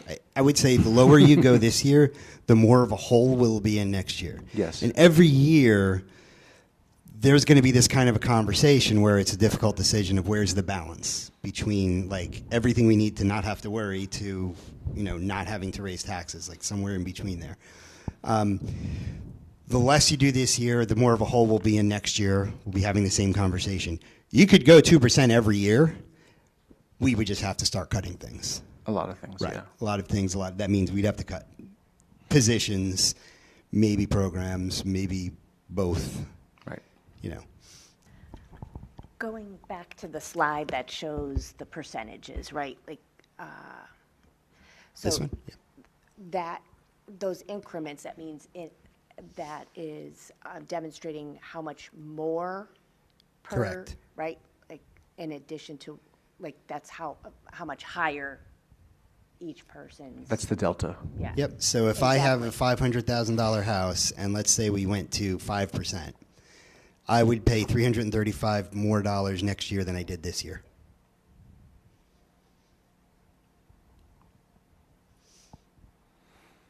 So that's not the total cost per household, but rather more. No, if that was the total cost per household, I would be recommending 40%. Yeah. Yeah. Yeah. And when we do the tentative budget presentation next week, we'll have a slide that shows the actual impact of what we decided to do. We couldn't really put that together because we need a decision about what percent, we're going to raise. And just to say it another way, right? So make sure I'm clear. 15%, again, gets us to basically where we are, just to maintain. And whatever we go below that digs us a bigger hole for next year. And it's just a question of how fast we're going to be digging that hole in the future years. Right, and also to put one other thing in perspective, the increase we got in state aid this year was a 6% increase, right? Which is the max. That was the max. Yeah, okay. That's not a law. That's just Right. what they've done for the past 2 years. I would expect they're going to stick to that for a while. They are doing no one gets a cut of more than 3%, and no one gets an increase of more than 6%. So the state aid scenario that we saw this year, Was or the- not scenario, but the state aid that we saw this year was the best possible outcome we could have gotten, That's correct. which was slightly more. And if we got the same state aid outcome next year, and we didn't have a 40% increase in health care, we might be okay. Right. Right. Again, depending on where we end up now, if we stayed at just 2%, then I can rest assured that we're going to be having the same conversation next year. And the farther up we go, the more likely we can just have a regular maintaining 2% in the future. We might still need to go up. I don't know until we see costs. Right. And also, just as a reminder, because this was shared with the board, I think a month ago, we have about $1.5 million, $2 million worth of additional requests, the budget briefs. So the way that we manage our budget is we start with basically maintaining the same things. How much do you need to maintain what you have right now? And if you want to add something new, you have an idea or a new program, a new position, some new expensive supplies, we have the budget managers put in a budget brief. For the past couple of years, we've been very fortunate that our aid has been enough to support some or many of those budget briefs. This year, we've already said we know we're not going to be able to support any of the budget briefs because we can't even support just maintenance. We're looking at the other side of it now of how do we reduce costs, and we're trying to be as creative as we can. Nobody wants to cut a position. That is the last thing anyone wants. Programs, it kind of depends on the program and how you would replace that need, right? Because a program if we're using a program and it's not really having any impact, well, then we can cut that program, right? But a lot of the things we're doing right now are showing some signs of growth, and so if it's an expensive program, we could say, well, is there some less expensive way to meet that same need? That's for our curriculum and education folks to, see if there's something out there, and that can help us in these times too. But, excuse me. But that's not going to solve a $2 million. That's going to be a few $100,000 maybe for a program or two that you replace with something cheaper. And so separate but related to this, you mentioned about the debt service aid. We still have to find $1 million every year to be able to stay true to the promise of not increasing taxes to the taxpayer from the 2020 referendum. Right. Well, what we have to do is make sure that there is enough in our capital reserve to be able to withdraw $1 million. So right now, at the close of 25, we actually had a pretty good sized capital reserve, but we had to withdraw a lot of that for the PK project. The PK project, right. So after all is said and done, I don't have a real number, but I'm thinking we're going to be somewhere between $1.5 $2 million in capital reserve at the end of this year. So if that's where we end up at the end of this year, and we can't make another deposit at the end of this year, then we would have enough for next year to make that withdrawal, but we wouldn't have enough for the following year. Right. If we have a good year again and are able to make another significant deposit, that helps us for, the deposit may be more than just 1 year's worth. So we just have to watch the capital reserve and make sure that its balance never falls below like 1.2 million to make sure we have enough to make that withdrawal. And that debt service goes on to 2029? No. 2035. 2035. So the debt bonds that were sold in 2012 expire in 2030. Okay. So that's we talk about debt falling off because in 2030 we will no longer be paying those bonds. But the 2020 ones that the district is paying the debt service portion out of goes to 2035. Right. So it's 10 years, this year and 9 more. It's two of them, right? The one in 2020 and the one in 2012, right? The one in 2012 is funded through the state debt service aid and a local tax levy that's already there, like that's been there. Right. It's about $740,000 that we have been levying for debt service every year since 2012. Right. So our full debt service payment every year is over $2 million, but a portion of that is paid by the state and that 2012 tax levy. The 2021, we are not levying taxes, so therefore we take that money. The difference between what we owe and what the state provides through debt service aid, we pay out of capital reserve. Got it.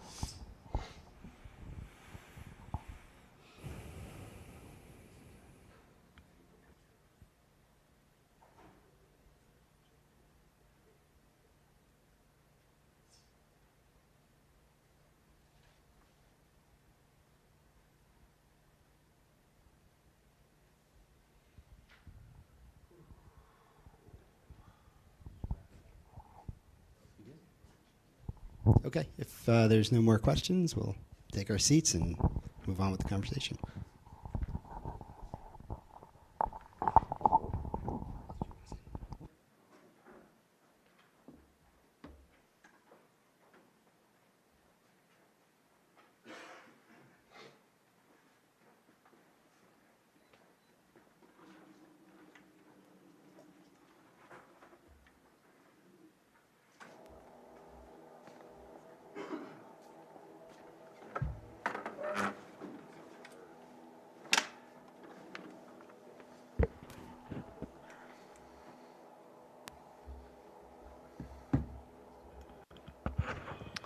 All right, so first of all, I just want to thank Mr. Pepe for the very detailed presentation.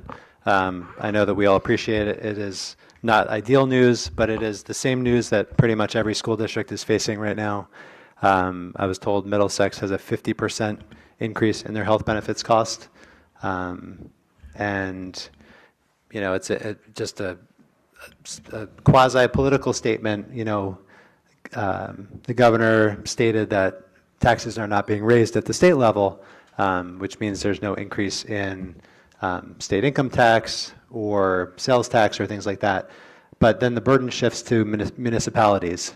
And we're all in this position. Fundamentally, structurally, the way that school districts are funded is a broken model. We have a 2% local tax increase levy, and there's not a single cost in the school district that increases at or under 2%. Year over year. Every labor contract, every busing contract, every facilities contract, the cost of software, and obviously health benefits being the absurd driver in all of this, everything increases at more than 2%. So where we find ourselves now is not a unique position, right? It's actually just the tough spot that we're all in. There is a lot of conversation about regionalization or consolidation. I have a strong sense, and we all know this has been a conversation for 50 years, but I think there's a much stronger push for that type of thing to occur in the future. We've looked at different healthcare models. Mr. Pepe was actually discussing, obviously we're looking at shopping healthcare to find better pricing, but also there are health insurance funds that are conglomerates of small districts, and obviously if you have more scope within your the personnel that are covered by the health insurance policy, it's much easier to spread costs around. For a small district like ours, if we have 3 people who have really significant injuries or medical conditions, with such a small number in our pool, it really is an outsized effect. So that's kind of where we are. The state health benefits plan went up 31%. And so, I could say a lot about kind of healthcare in this country just generally, but from a practical perspective, Mr. Pepe provided very clear information. We will make a recommendation to the board at a number that we think is a fair number that balances the conversations that we had in committee and also taxpayer, the impact on taxpayers, and also the sustainability of the district. This won't be a menu choice option, right? It's not going to be we can cut this or that, choose. We're going to make administrative recommendations based on the conversations that we've all had as a team over the last 2 months. And the current position that we're in, which is actually worse than it was on Tuesday when we had this conversation originally, but try to make a sensible recommendation that doesn't have an impact on staff members and doesn't impact students directly, but allows us to cut back in some of the areas that we may be overexpended or cautiously expended or conservatively expended. You will remember that we did have a significant contribution to capital reserve from fiscal year 26, from 25, right, we're in fiscal year 26. From fiscal year 25, that audit was presented in January. And so in that budget year, the budgeting was very strong, very conservative, very cautious. This year's budget is less so. We had to be much more realistic about the position that we're in. Next year's budget is going to be a very lean budget. And fiscal year 28 is going to be a very hard budget for the district to manage without reducing FTEs, just plain and simple. And that's kind of the reality that most districts are in, unfortunately. So that's going to be a conversation for the future, but in the meantime, we will take the feedback that we've received and make a recommendation, in the next couple of days. Again, to the members of the public, the tentative budget hearing will be presented next Tuesday at time to be determined. A message will be sent out through Parent Square, and the public notice will be posted on the website. It's either going to be 7 or 7:30. So that information will be shared, and the tentative budget presentation will be put online. The presentation that was just provided does have all the relevant information and makes very clear what the information is there for and what it shows and what it doesn't show. And so please use the information, refer to the information. If you have questions, Mr. Pepe obviously is your first line of financial questions, but certainly either of us are happy to answer any questions, board members, that you have. All right. So moving on with my rest of the presentation, I'll do some stuff and then you want to do construction after that? Give yourself a little break? All right. Yeah, I have a short update today, short superintendent's report. Just a couple of important items on the agenda that I want to call out. The first is we have our 8th grade is traveling to Middlesex College on the 25th for Middlesex Student Day. This was something that we introduced last year, and really the idea, and you heard Lisa Marie Nevis talk about getting students onto college campuses to give them the concept of what it might be to be a college student. And so last year we had a team from the high school, a group from the high school, and a grade level from the middle school attend Middlesex College. And this year our 8th graders will be attending, this is actually next week, and so the entire grade will go, they'll get a tour, they'll get some information about the school, and as you enter high school, it's really easy to sort of miss the idea that 9th grade is really important, and every year of high school is actually really important towards your graduation, and we see the highest number of absenteeism in 9th grade. We see the highest levels of dropouts in 9th grade because that transition is sometimes hard. So the goal is really to try to support that. The high school has done an excellent job of transitioning students in. We think if we can get our middle schoolers to kind of get that concept of what it's like to be a college student, that'll be helpful as well. So I commend Mr. Tobin and Ms. Caulfield for their work on that, and I'm sure they're going to have a great time. I also want to thank the folks from Deloitte. Last year we had the first Impact Day in the district. It was related to preschool backpacks with supplies. This year, Deloitte is donating plants plus labor to install those plants at the high school. And this is part of the company-wide Impact Day. We have a resident in town who is a Deloitte staff member. She's brought this to the district for the second year. We're very grateful for Deloitte and for all the folks that will be participating in that. We also have our grant application for, this is the third round of the High Impact Tutoring Grant. We have received the first 2 rounds of it. This is $80,000 worth of high impact tutoring. High impact tutoring is one of the strongest scientifically based approaches for moving the needle for Tier 3 students, so students who really need a lot of additional one-to-one or one-to-2 support. And so we're hopeful that we can receive this grant, which would provide us a lot of opportunity to provide Wilson instruction and additional instruction for students who are in the highest need. And then also I just want to congratulate Flip McGuan, who is going to be taking over as the interim athletics coordinator for Dave DiNapoli, who's retiring at the end of this month.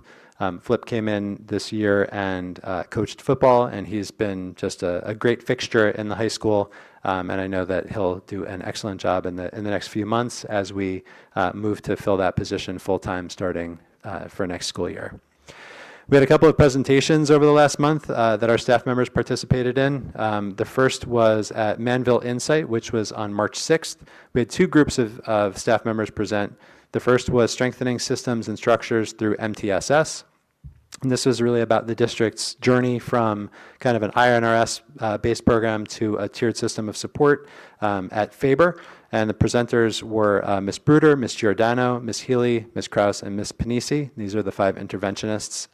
They did a phenomenal job, and their session was really well attended. There were a lot of administrators there and counselors there, directors of special services. The team, they know their content.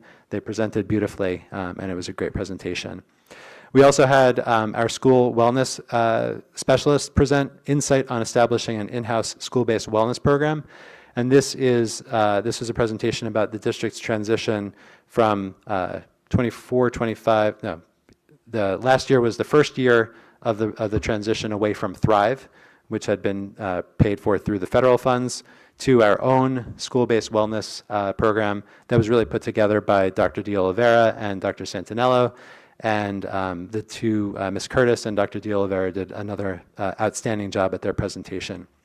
The Women's Leadership Conference was also held on March 10th, and Ms. Drapkin, Ms. Van Ross, Ms. Tominski, and Evelyn Swift, who is a principal who's done a fair amount of work with the district, presented Inside Out Leadership, Strengthening Systems Through Empowered Voices. And we understand that their presentation was very well received as well. So congratulations to all of our staff members. It's great to have the Dunellen name out there, and having these folks presenting out in public on areas of their expertise is just amazing. I also just want to highlight the Special Education Partnership for Dispute Resolution. This is something that came across our desk probably in October or so, and I spoke with Dr. Santinello. She was very interested in applying to this. This is a partnership with the Department of Education's Office of Special Education and SPAN, which is the statewide parent advocacy network. And it is really about early dispute resolution. And so it's the sort of overview of the program is supporting districts to develop really proactive approaches to dispute resolution when dealing with parents of children with special needs. And there were only 3 districts in New Jersey were selected. Dunellen was one of them. Mount Olive and Manalapan Englishtown were the other 2. And so the partnership focuses on strengthening the district's capacity to address special education concerns proactively, collaboratively, and at the local level before they escalate into formal disputes.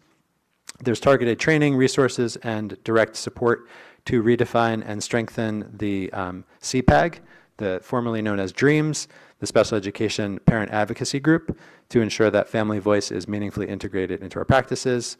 And the initiative reflects the district's continued commitment to improving communication, building strong partnerships with families, and ensuring positive outcomes for students through equitable and effective practices.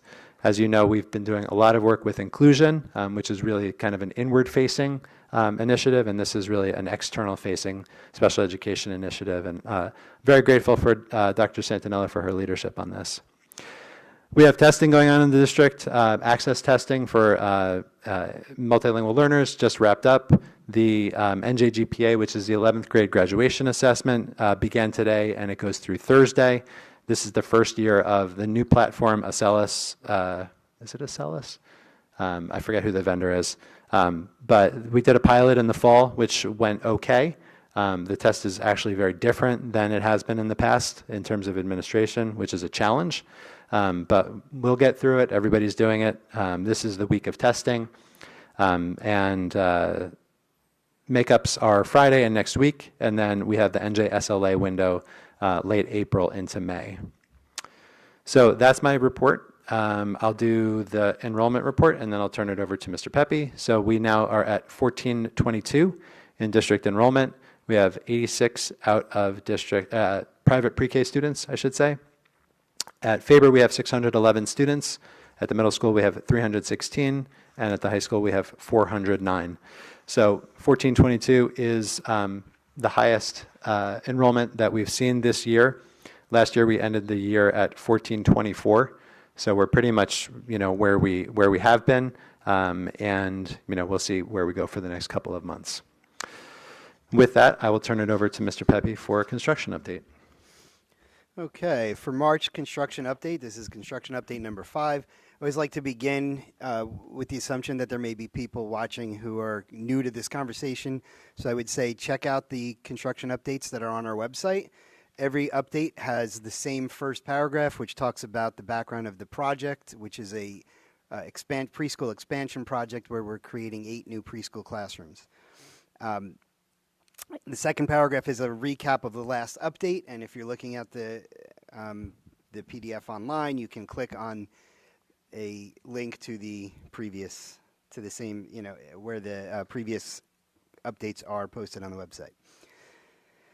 For the timeline for this update, we only had a few things. It was about 3 weeks from the last update, and it's been kind of a slow 3 weeks. Not slow, but just the same thing happening. There hasn't been a lot of new stuff. So we had our construction meeting number 7 on February 26th and construction meeting number 8 on March 12th. And in between, we did have a pre-installation meeting, which is where we brought the third-party inspector in to meet with the contractor and the architect and the construction manager and the district and talk about the project and specifically we're talking about the footings that are being installed to make sure that the inspector was on board with and could provide some advice to the contractor as far as the best methods to move forward with the project based on what they saw in the ground. So that was a very productive meeting. We got a report afterwards, and the contractor is now moving forward with starting the installation of the concrete footings. General updates, the project timeline, we've completed really haven't completed much. We've continued the work of the excavation and the beginnings of the footings. If you're in the construction business, you'll know what I'm about to say. If you're not, I'll try and explain it. So what they have installed now is called rebar, which are like those pipes. You've probably seen them when you drive past construction on the highways, and there's those like metal bars coming out of the concrete. And what that does is it helps when they pour the concrete, those bars help reinforce the concrete. So the rebar is installed and they are ready to pour concrete. So that's exciting. Upcoming tasks are just continuing. There are 14 total footings that need to be installed, so that's going to take a little bit of time. That's what they're working on mostly. While that's happening, there is some minor demolition work. There are things that still need to be taken out, like a water fountain here and there, and some ceiling things, maybe rerunning some pipes, things like that inside as they prepare for when they're going to start the actual installation of the new classrooms. And we're also renovating the cafeteria, the APR. So that's that. We are, at this time, I normally would have a schedule update, but we had some discussion in our last construction meeting about where they are with the schedule, and the architect and the construction manager gave the contractor some feedback on how they were providing their updates. So we're waiting for them to revise and get back. So at in the next update, I'll have a schedule update, which is basically just letting you know, is it on schedule? Are we behind? How far behind? Are we ahead? Which doesn't happen with construction projects, but it could happen. And then I guess the only fun thing that's happening right now is we did get to select some colors, so that was fun. We met in Mr. Tennant's office and picked colors for floors and doors and walls, and that was kind of exciting to say, the first glimpse of what it's going to look like. Right now, if you were to go into the construction site, it's all what has been taken apart and big holes and piles of dirt. But to actually look forward and say, oh, the classrooms are going to look like this was kind of fun to have that conversation. And there are no new change orders. And just for anyone who's new to the conversation, a change order is when something occurs that wasn't anticipated and there's an additional cost, or sometimes a reduced cost, which we have had.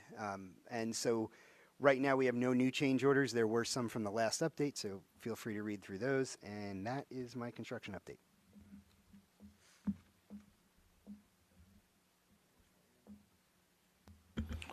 Okay, thank you, Mr. Ross. Thank you, Mr. Pepe. Any questions, guys? Okay, moving along. Item number 8, public comment on agenda action items to be voted on.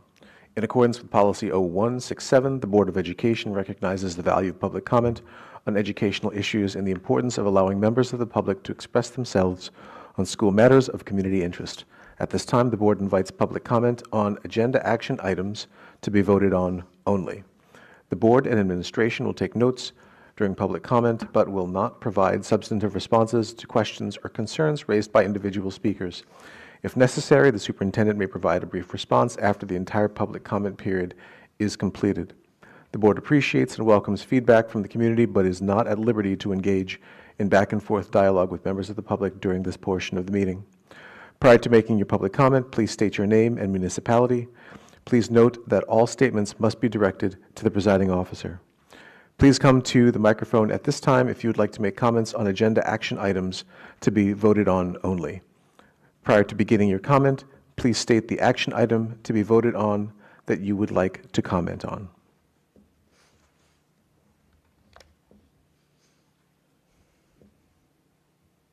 Last call.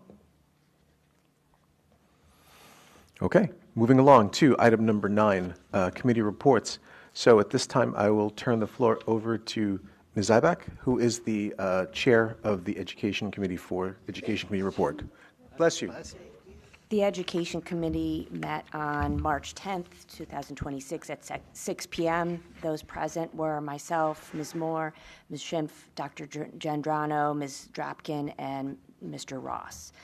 The Education Committee discussed a number of items, including a wide range of staff personnel, professional development, and coaching activities occurring throughout the district, information related to the ongoing grant work across the 3 schools, the preschool registration process for the 26-27 school year, policies and regulations on tonight's agenda, the budget information for 26-27 school year, and a variety of other items and confidential matters. Thank you.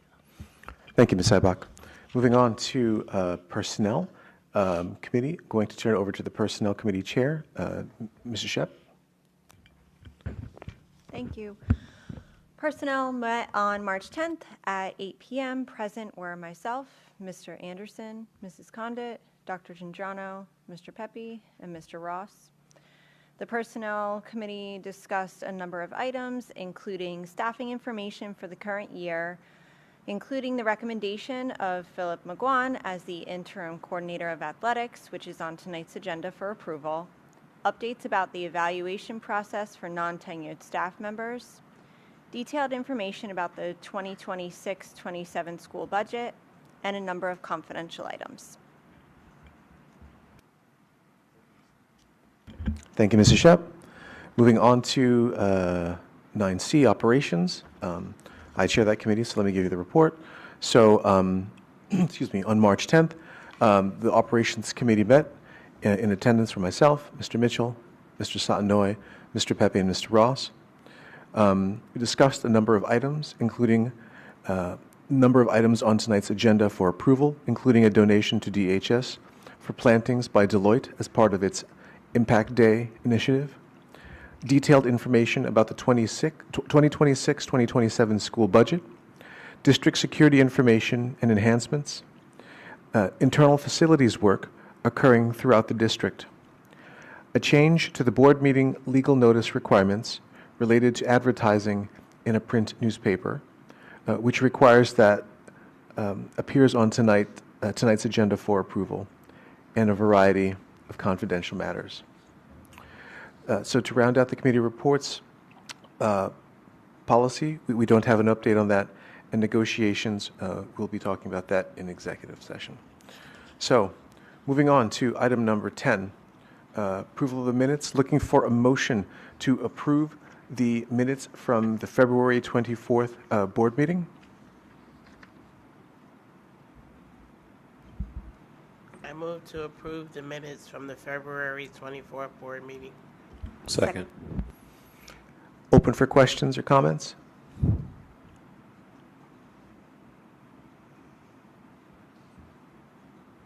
Last call? Okay. Mr. Pepe, can you please call the roll?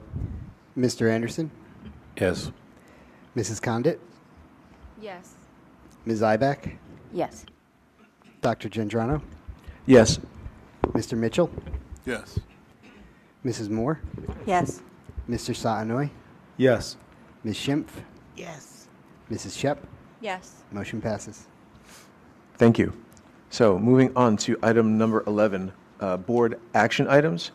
So looking for a motion to approve all of item 11, which includes A, B, C, and D. So looking for motion to approve 11. I move to approve item 11. Second. Okay, open for questions, comments? I did want to note, I think, correct me if I'm wrong, guys, that there's an addition to the addendum to the staff list, right? That's what this is? It's not an addendum, it's a correction to a rate. Oh, okay, thank you. So a correction to the staff list, and that's in 11. And the new version is up on the website now. And the new version is on the What's website. on the website is correct. Okay, cool. Thank you. Okay. Any questions, comments? Dr. Gendrano? Yes, sir. Mr. Mitchell?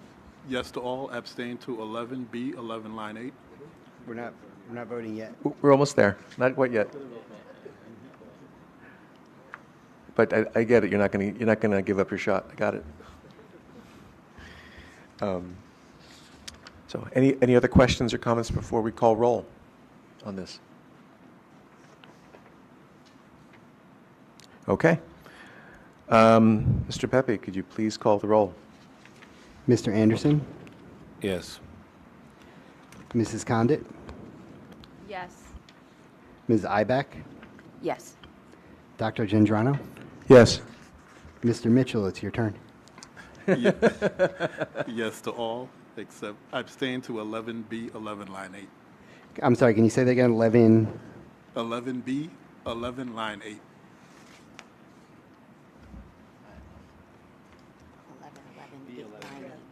11, B11 8.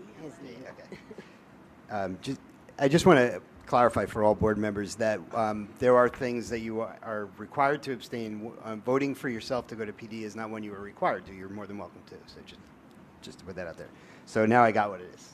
11B, 11 8. Yeah. Whew. I'll watch the video to get that one. All right, Mrs. Moore. Yes. Thank you. Mr. Satinoy. Yes. Ms. Schimpf. Yes. Mrs. Shep. Yes. Okay, the motion passes. Okay, wonderful.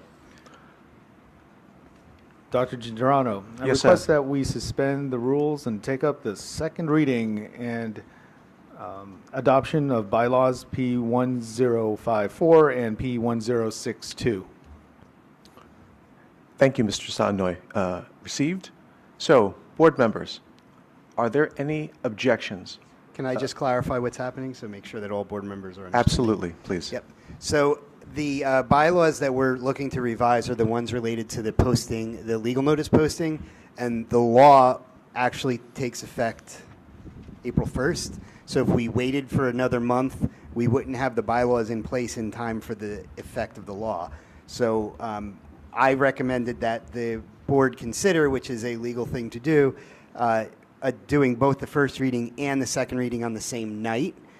This bylaw has been shared with the board members so they know what the changes are. They're very minor. It's really just saying that we are no longer going to be required to post in a print paper, that all of our postings are now going to be on our website. We have, just for everyone's knowledge, we have been posting twice a month, and we will throughout the rest of this calendar year. On the Courier News Online, we are posting a notice that explains that from now on, all of our postings will be on the district website.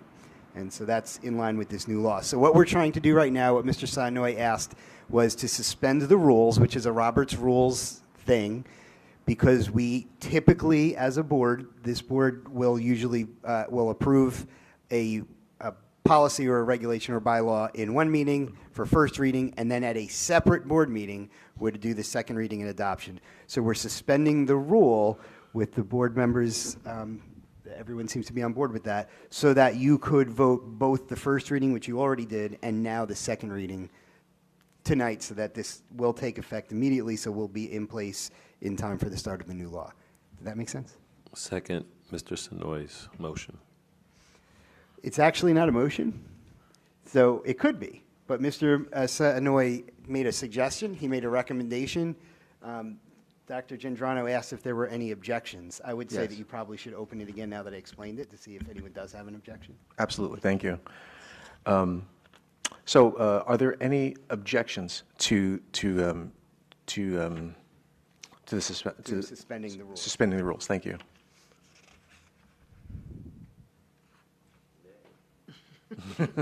Am I the only one who found that fun? I think I am. Okay. So hearing no objections, the rules are now suspended. So do I have a motion to approve the second reading and adoption of bylaws P0154 and P0162? I move to take up the second reading and approve the bylaws P0154 and P0162 for that Second. adoption. Okay. Open for questions, comments?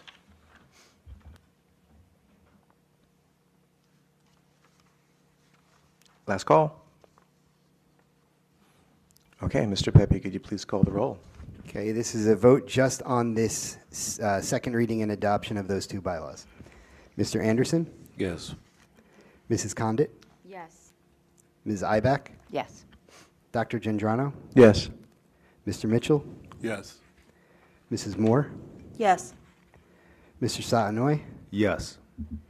Ms. Schimpf? Yes. Mrs. Shep? Yes. Okay, so those bylaws are now official. And just for clarification, that suspension of the rules is only in effect during this meeting. As soon as we close this meeting, that suspension no longer exists. Okay, wonderful. All right, moving along to item number 12, old business. Are there any topics from previous board meetings that we'd like to bring up and continue discussion on? Was there a topic or? Oh. Okay. All right. Mr. Anderson? Oh, okay. Okay. Is there any new business for item number 13? Yes, we have some new business. Mr. Mitchell would love to share. See, if I do that, you have to share. If you press the red button, you don't have to hold it down. Just wanted to announce that Warrior Martial Arts here in Dunellen awarded VIP passes to each student who earned Student of the Month for January and February.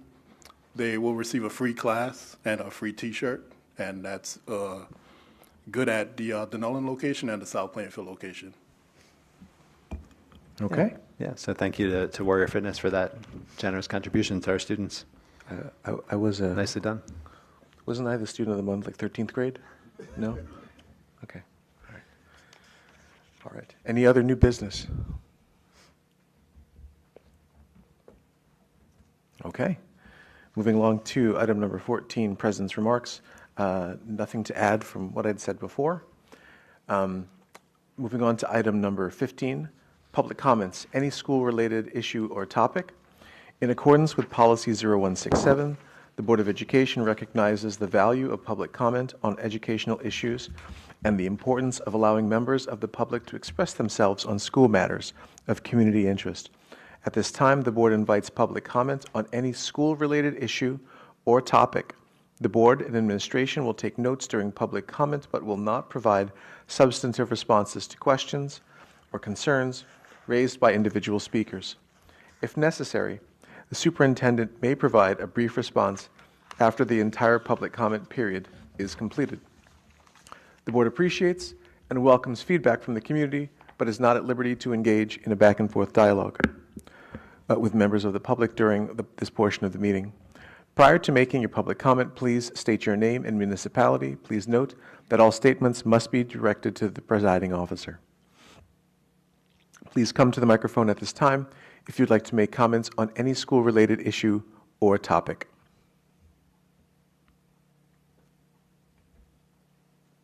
Last call. Okay. Moving on to item number 16, executive session. So, the Dunellen Board of Education will now adjourn into executive session to discuss items that fall within specific exceptions to the Open Public Meetings Act, C&J.SA 10-4-12B. The confidential matters discussed by the Board during this executive session include items related to individual privacy, collective bargaining agreements, as well as personnel. Any discussion that does not need to remain confidential will be made public as soon as it is practical. Minutes of the executive session will not be disclosed until the need for confidentiality no longer exists. All individuals who may be discussed in executive session have been adequately notified. Just for the public to note, we will return to public session after executive session for board discussion, but action will not take place after the conclusion of the executive session. So just want to make that, make everyone aware of that. So may I have a motion to move to executive session? Move to go to exec. Seconded. All those in favor? Aye. Opposed? Okay. We will see whoever is left here at the end of the executive session, and then we will adjourn from there.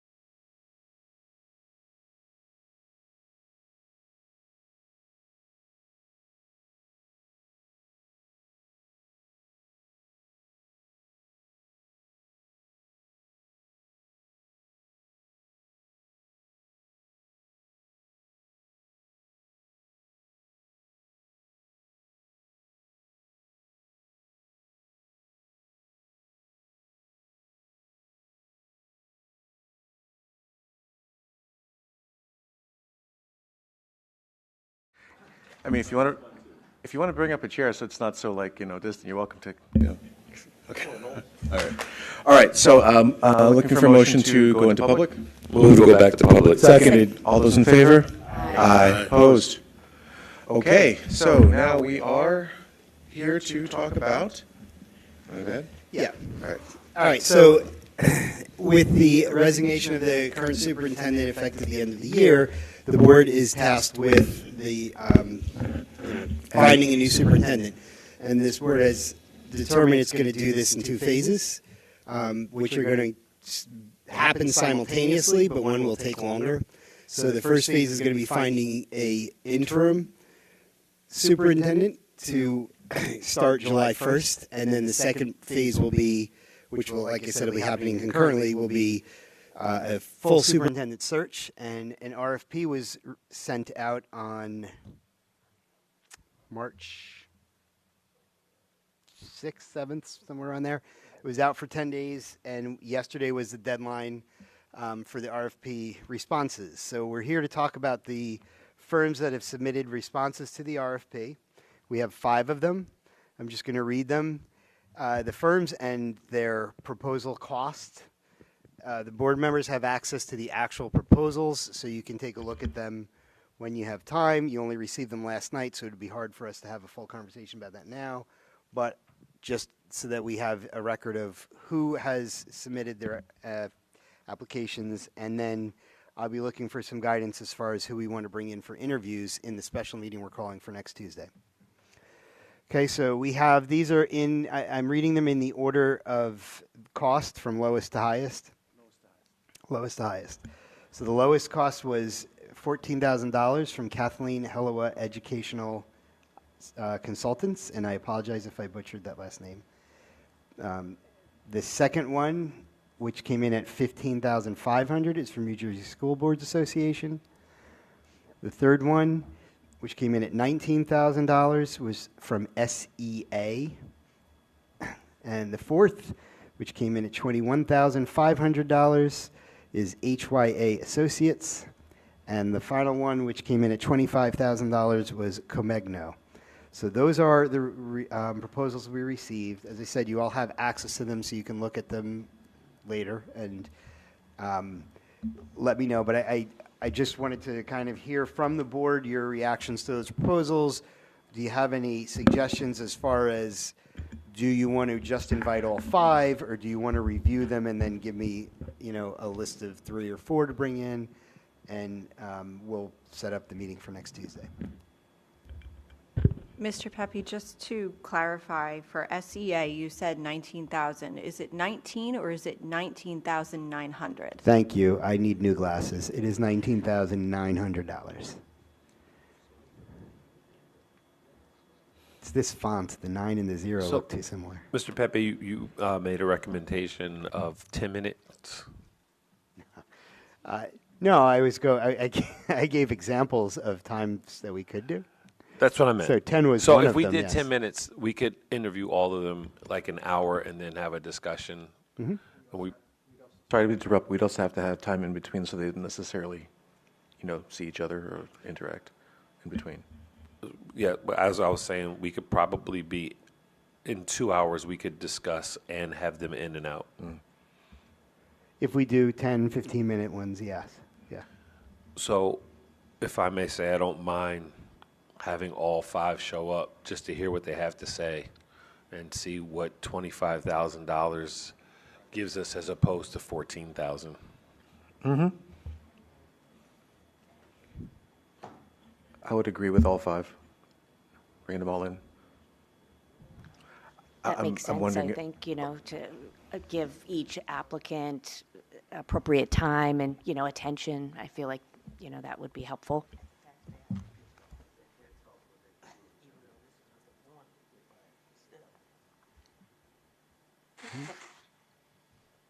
Mr. Pepe, would you say that that's a typical amount of time?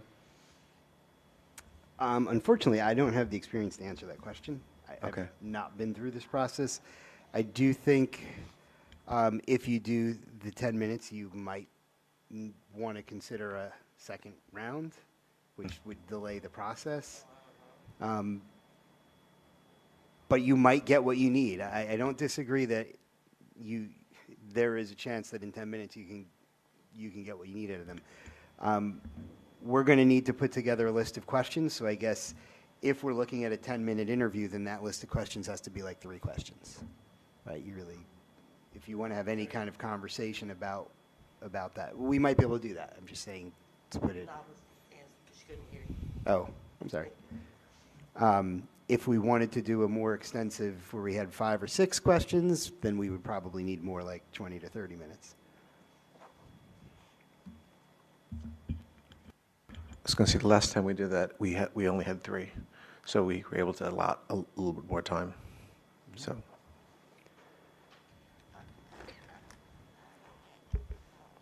I don't know. I mean, I guess we should hear everyone, but in lieu of what's happening with this budget and the prices, I mean, even though a $25,000 firm may look nice, I don't know how well that would go over in the midst of us wanting to raise taxes as well. I don't know. As a taxpayer, I'd be looking at us sideways about this $25,000. That's just me. I think I kind of agree with that. Like maybe we interview the 3 lower ones that's all under $20,000 for the cost. Just to push back, maybe the $14,000 people say, oh, well, I can do what they can do. I'm just not going to charge you for it. But we don't know what they're going to say they're going to do if we don't hear them. I know we just got these. Did anybody have a chance to look at all of them? Because in my overview, there was a definite difference between the lowest offer and some of the others in terms of, I do think we want to be fiscally responsible, and I agree with that. And I guess my follow-up question would be to Mr. Pepe in terms of what we can support reasonably. But beyond that, I also think there does come a point in time, like we're looking for someone to run our district. We don't want to have to be back at this table, ideally, every few years doing this. Is it more prudent of us to find a good firm that meets our needs and does what we need it to do to successfully, ideally, land a candidate the first go-around than in 3 years, we put out $14,000 now, and in 3 years we're back doing it again because we were hasty? That's a good point. That's a good point. Well, and the interview process comes at no cost too, right? Like, so we wouldn't be required to offer, like, have a down payment or something, right, for the interview. So. Correct. Okay.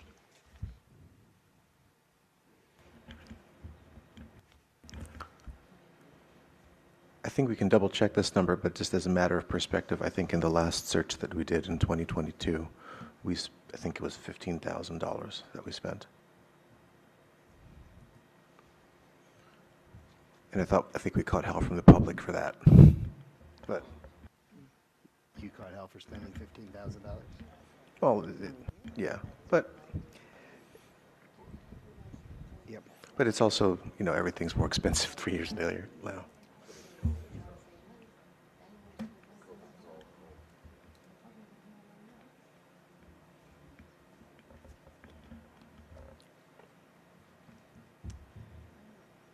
So I think just what I'm hearing from the board members is that there is concern about the higher priced ones, but perhaps it's worth at least giving them an interview. Is that fair?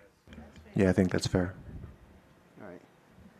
So we are going to interview 5. I will call them tomorrow.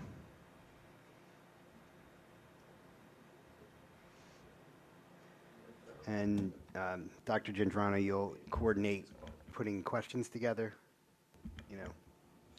So By coordinate, I mean delegate too. Oh, yes, delegating, yes, okay. So the question is, could we just put a Google sheet out, or use Google Sheets to kind of capture our questions? You can. I mean, that's up to the board to decide how you want to manage that. We can talk about it now, or you can just delegate someone to, it's just a task. It's how do you collect it, you know? I think that makes sense. We can do it, we can put questions either asynchronously. All right, sounds good. Do we need to then set up a deadline for when questions need to be in by in order for us to narrow down which questions we'll be asking at next week's meeting? Yeah. So we have 7 days, basically, to, less than that, right? I'm thinking if we end up, everybody on here has 5 questions, right? We need to narrow it down to a small number if we're only doing 10 to 15 minutes, like Rich said. So we would, I would think, want to do that before next Tuesday. Yeah. Oh, so I'll just throw this out there. All questions in the Google Doc by end of day Thursday? Friday. Friday noon? Friday evening, close the business. I'm going to keep pushing it. Oh, I know. I'm okay with Friday, end of day Friday. If we can commit to that. That's reasonable. But then we'll have to have, how do we want to figure out how we whittle it down? Say it again. What was the last thing you said? If all of us write 5 questions, that's 45 questions. How do we get to 3? We come with the questions we like the best. Okay. I can help with that process. I Okay. think, yeah, I don't think we have to Okay. decide the specific. Once you have the questions, if you give them to me, I can organize them, send an email to the full board with some format of asking, rank your top 3, you know. Will it be on the Google? Yep. Mhm. Well, no, they'll all be the ones, the top 3, right? Yep. So the questions should be numbered then. Yes. So we can say, I like 1, 2, and 3. Yep. I would advise also putting your initials next to it in case you need some clarification on what that question is. Okay. That's a good idea.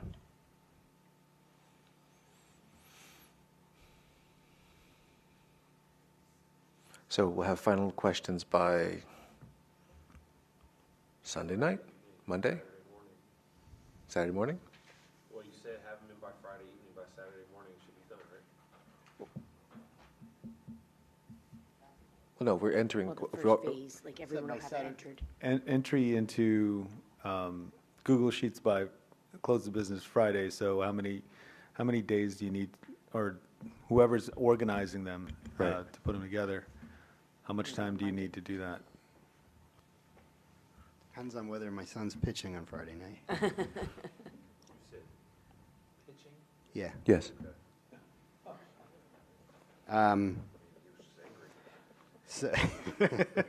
So yeah, I mean, I'm going to say I'll commit to by midday Saturday. Oh, awesome. Thank you. Thank you. If I get it. Rich, you want the weekend? So what's that? You want until the end of the weekend? No, I said midday Saturday. Okay. That's a quick turnaround. Yeah. Okay.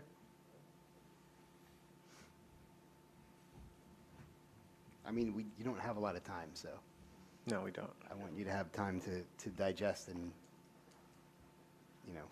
take the ranking seriously. Bless you. God bless you. Bless you. So it will have, I guess, the same person ask all 3 questions, or we split it up, or? You mean during the interviews? Yes. We can decide that next Tuesday. Okay. Okay, so I think we've completed the business we needed to complete. I think you're right. Right. All right. All right. Before we close this up, any last thoughts, guys? Okay. Motion to adjourn? Move. Second. All those in favor? Aye. Opposed? Let's get out of here.